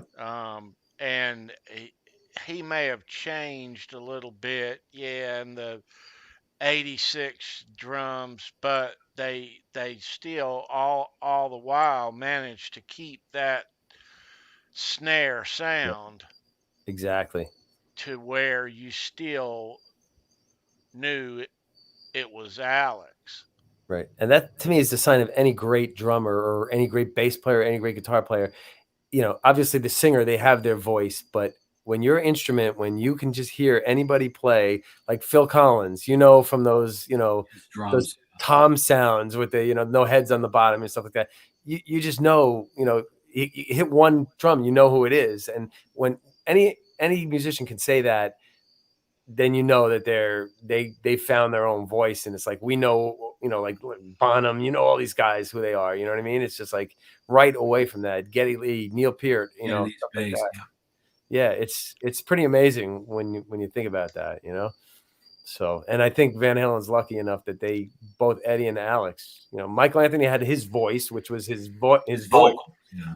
Dave, Sammy, Gary, they had instrument-wise, it's the 2 Van Halen brothers. Yeah, exactly. And they're unique, like Wolfgang recorded all of the instruments himself because it was easier, because he could hear the parts and he knew what he was gonna, he didn't have to tell the guy, oh, do this here or there. I think Right. Eddie and Alex were lucky because I think they almost shared one brain when it came to that stuff. I think they anticipated and they knew what the next guy was thinking ahead of time on a lot of that stuff, because you Right. listen to the early albums when they were recording the live in the studio, and Van Halen always had great beginnings to song intros, and they also had great endings, like the live endings of songs.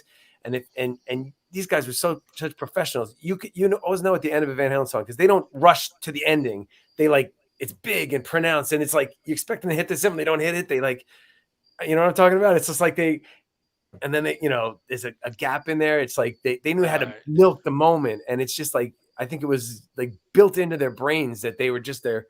They would end it just like these huge, majestic kind of endings and stuff like that. And I just believe that it was just something, because they were brothers, that nobody else could really duplicate, Right. Yeah.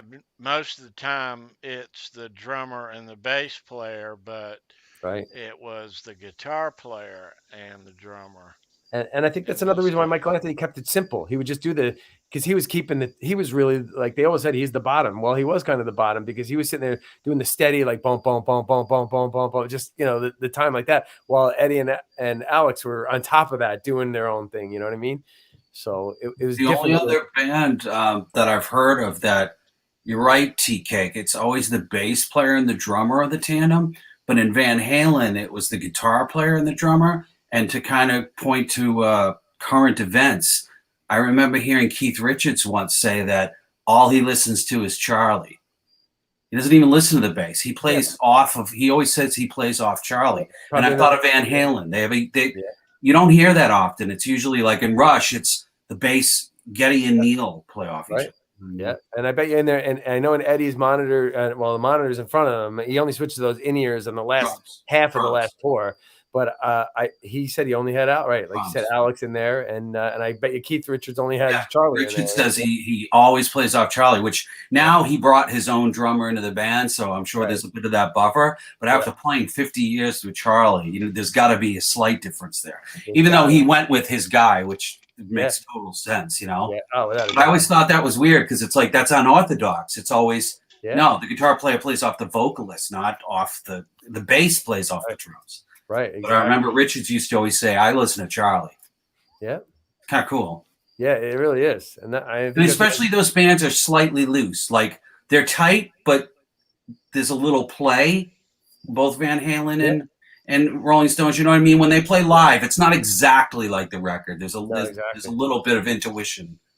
And I think that's why we love those bands, because of that. You can hear a lot of that in their old stuff. The push and pull, Yeah, the push and pull. The way they can change and slightly, people like us and all these crazy people who come here every Sunday night who know the record's cold. When you see it live, you tune into that slight difference, Yeah, and what's amazing is like today's music that the kids listen to, it's not acceptable, that push and pull that you're talking about. No, it's all like this. Everything is right on top of that zeros and computers. And that's not what rock and roll is. It's a human interplay. Oh, exactly. That's the fun part about the live music. Yeah. And that's why they were, another reason why they were so brilliant is because Van Halen knew they could slow it down and then they could build it back up. It was just like, and just to be able to do that with 3 instruments, a bass, guitar, and drums, it's just incredible. They're a power trio. You don't think of Van Halen as a power trio, but they are. No, exactly. And especially on the early albums when they didn't even overdub many rhythm guitar parts. Right. I was listening to Van Halen the other day in the car, and I just quickly tuned in on Somebody Get Me a Doctor. When he does the solo, the only thing underneath is the bass and drums. There's 0 rhythm track there. You don't miss anything. Right. No, because he's so damn busy. Yeah. It is. It's really incredible that and I think Ted and Don Landy, they got that right from the beginning, and they knew that they made sure that when they mixed things like that, it just sounded so amazing with the bass, just the levels and everything like that. You didn't need a rhythm guitar behind there. No, because Eddie was so busy in his solos that he could make up that difference. Yeah, you don't feel like you're missing anything. Yeah, later on he overdubbed a lot more. Right. I'm talking about early. Yeah, right, exactly. But even then, live when they played it, it still sounded good. They were able to pull it off. You know what I mean? Even without that, they can put out so much sound for just the 3 guys. Yeah, that's what's incredible, So sorry guys for rambling so long. Everybody out there in the chat, they're probably like, "Would he shut up already?" Wow, I love your enthusiasm, John, and your I could talk massive detail and insight. I love it. If you're ever bored and you want me to talk I could talk for hours about this crap. We do every Sunday. Yeah, right. You have your outlet. Yeah, right. Exactly. My wife says, "You're sick." Yeah, I don't want to hear about it. It is lots of bands who we love who have multiple guitar players and multiple layers, and then even maybe horns added on the recording too. You talk, I don't know, Skinner to Rat or whoever, but that's what I always liked about Van Halen. It was just one guitar, one bass, and one drum. That's it, right? That's incredible. I remember Right. going to see the Eagles play at Madison Square Garden, and it had the 5 guys from the Eagles, and then they had about 8 guys behind them. And so it was like basically they could have taken their hands off their guitars at any time, and it sounded amazing. It sounded beautiful, but I'm like, and I think like I saw the Police like a couple days later, and it was just on their final reunion tour, and it was just the 3 of them, and they didn't have background singers or anything. And it's like if they took their hands off their instruments, it would stop. You know what I mean? And they sounded incredible. And I'm like, you know what? The 3 pieces, man, it's nothing like a 3-piece. Bass, guitar, and drums. That's it. If you can pull off a song and make it sound great without all this other instrumentation, like, overdubbed on there, then first of all, you got a great song. You got a good song if you can pull that off, And on top of it, it's just like, it's very well constructed because one guitar, one bass, and one drum. It's like every element is covered there, Yeah, one of my favorites is obviously Rush. And once Geddy Lee said something that I never forgot because I never looked at it that way. He goes, I mean, The Who and Led Zeppelin are a trio. Right. Yeah. And I'm like, no, they're not. They're 4. But he means instrumentally. Right. He does, he's just taking on the role of the vocalist. He goes, but if you pull the vocalist out, he goes, think about it. He goes, Led Zeppelin and The Who were a trio. Yeah, exactly. And I'm like, oh, he's right. I never thought of it that way. And Van Halen, like we just brought up tonight. Yeah, exactly. Take the vocals out of it. It's instrumentally a trio. That's it. Exactly. That's all you need. Think of those bands: The Who, Zeppelin, Rush, Van Halen, ZZ Top, right? Police. There's so many.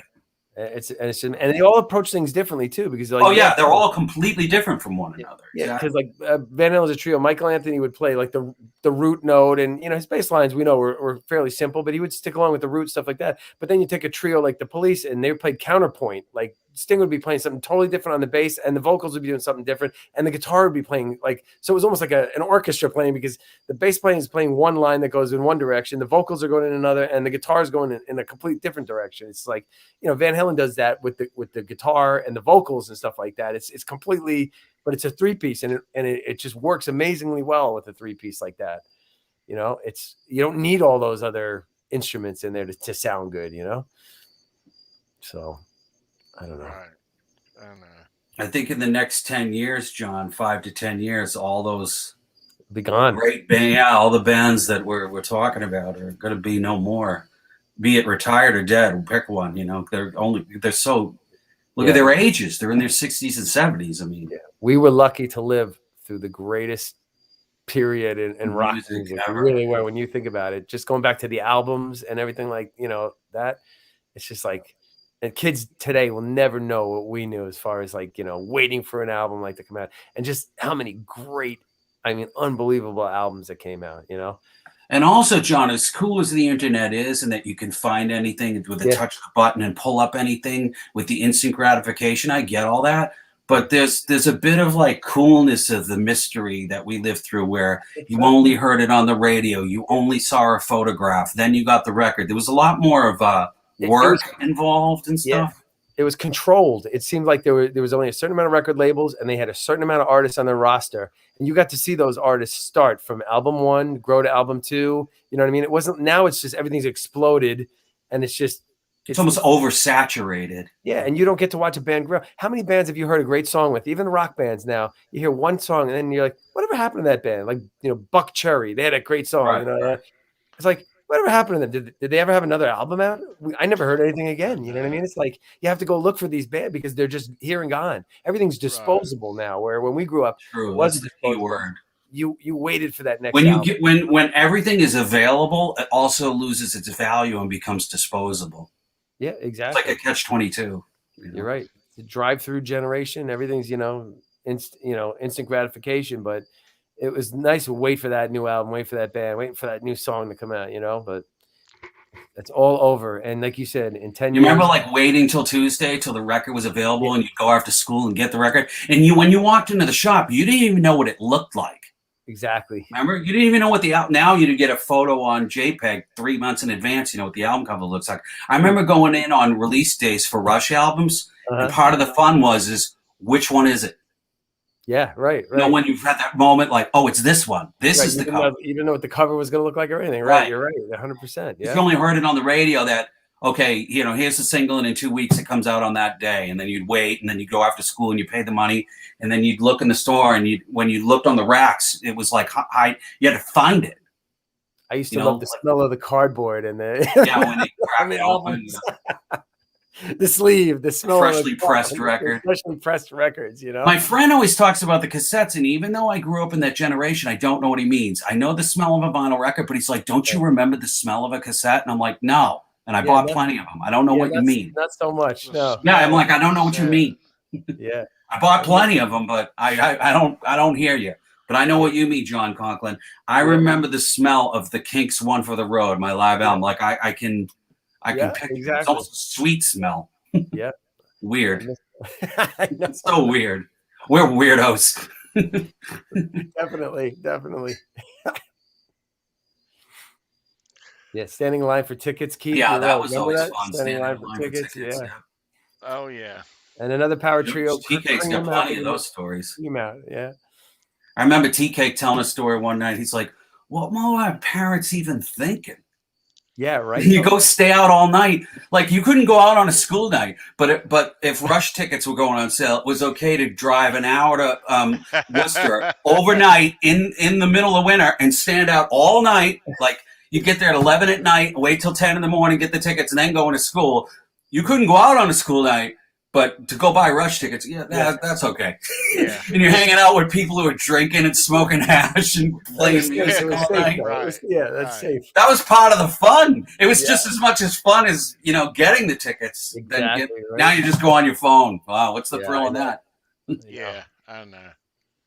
Yeah. Hang out with a bunch of weirdos all night, and they'd have boom boxes on. People would be drinking. It would be a party in the middle of Worcester in the dead of winter.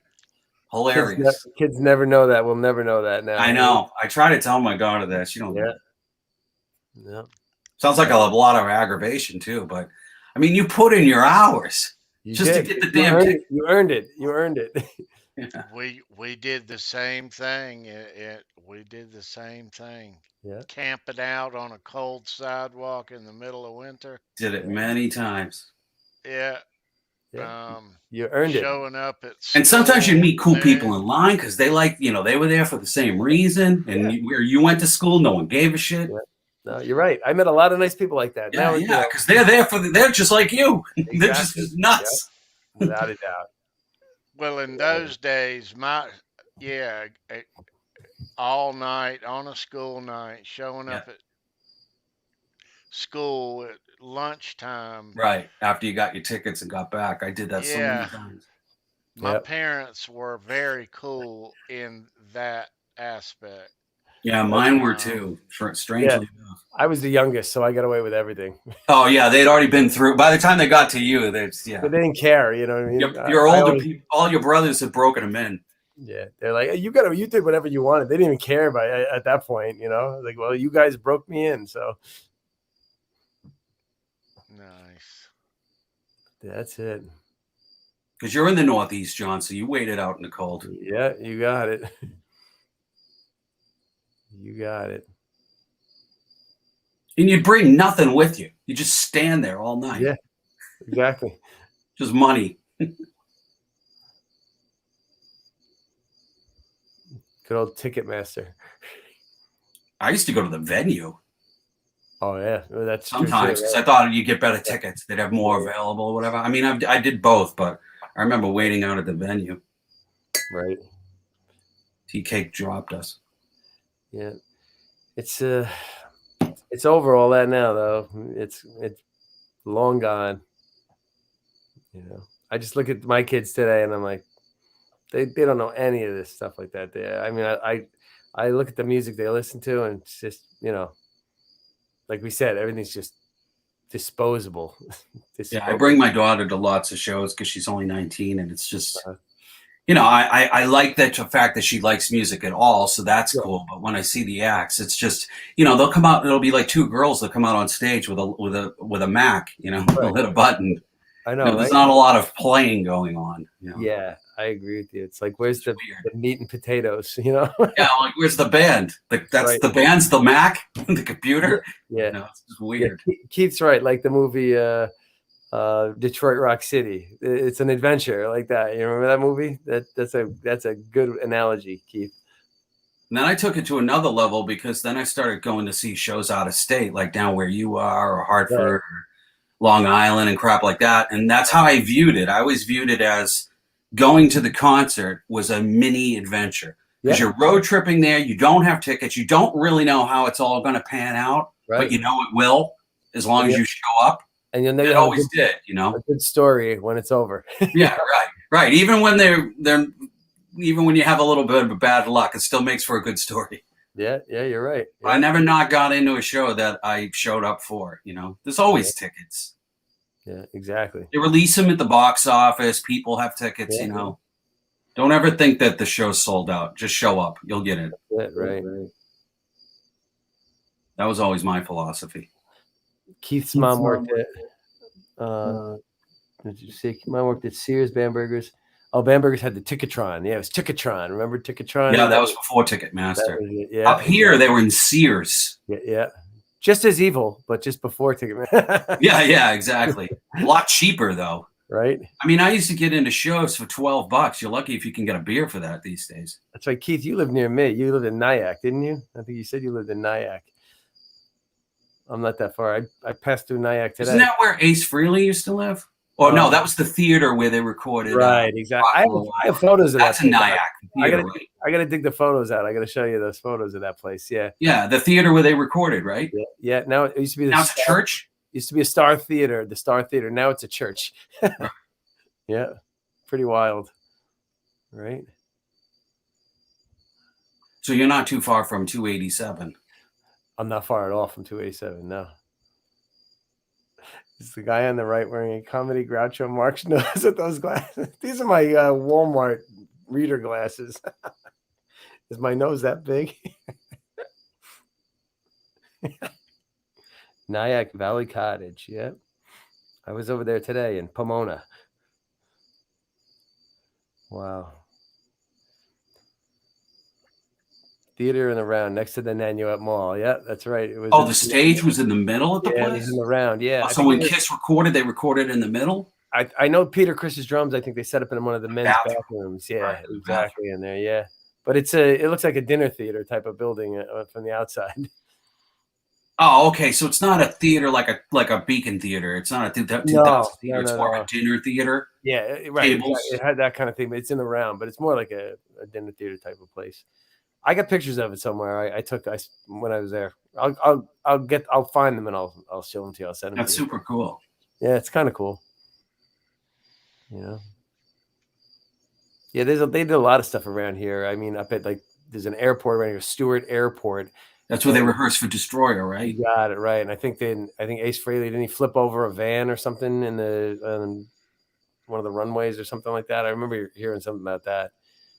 He's got a lot of history in this area when he got into that DeLorean. A lot of accidents, yeah. Speed chase, yeah, because it's amazing he's still alive. In White Plains, there's all these bars on Post Road in White Plains, and that's where he was in the middle of the day. And he got into his DeLorean and he took off. And I know there was a police chase, and he crashed into a railroad abutment with his DeLorean, and they got him there. That was right towards his end in Kiss, like 82, 81, 82, early 82. Right, and then going back to the earlier days, he got in an accident when he was doing Hotter Than Hell, and they were living in a motel. And then he took off from the set of Phantom of the Park and got in another accident. Yeah, exactly. Because it's amazing that guy's still alive. I know, right?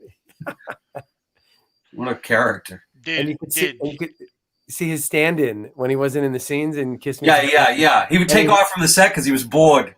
And the stand-in was a black guy. Yeah, and it was so obvious that it wasn't him. It was so It's hilarious when you watch the footage. You can tell. Right. Because the makeup stops here. Yeah, and exactly. You see his neck and his skin. Yeah.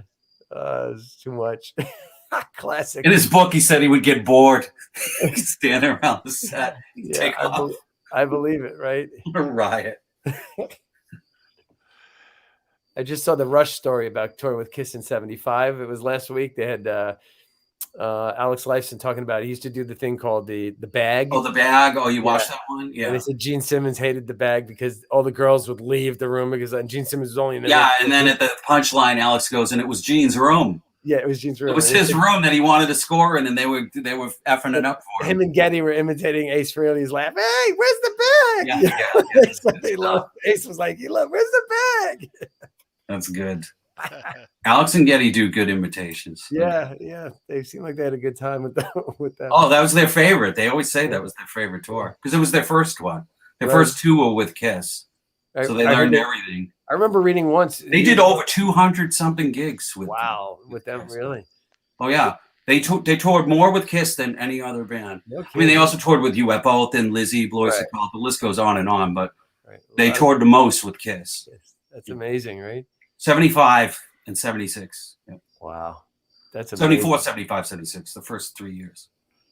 Yeah, I just heard the one time where they, at the end of the tour, where they were wearing the Indian headdresses and they were shooting rubber arrows and stuff at Kiss, and they rolled marbles out onto the stage, I guess, because they were in the Kiss in the boots. So they rolled marbles out on the stage so they would slip on the floor and stuff like that. Yeah, must have been a good time. I'm sure.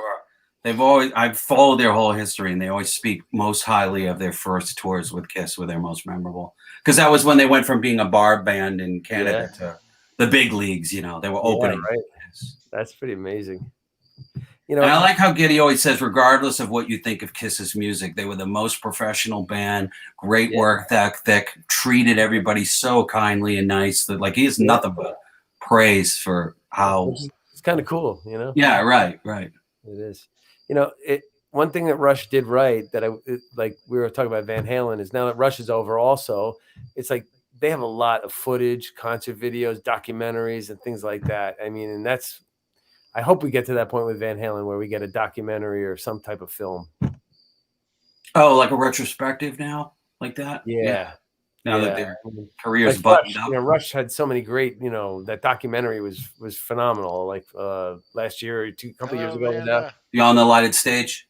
Yes. Yeah, that's right. There's so much great stuff. Those same guys could do one with Van Halen. You wouldn't be able to get Eddie now, but those guys do a good job. They did one on ZZ Top. They've done one on Triumph.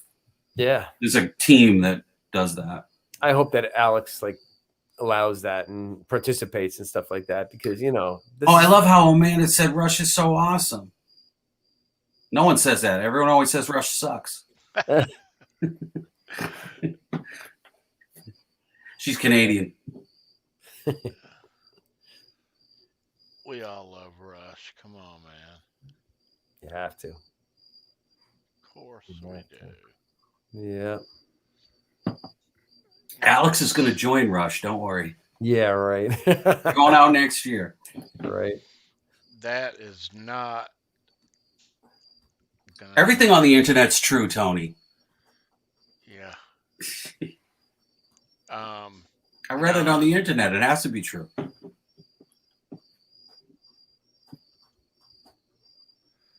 All right, kids. Oh, good, Amanda. I hope you got to see them live while they were doing it. They were one of the best. Yes. My personal favorite.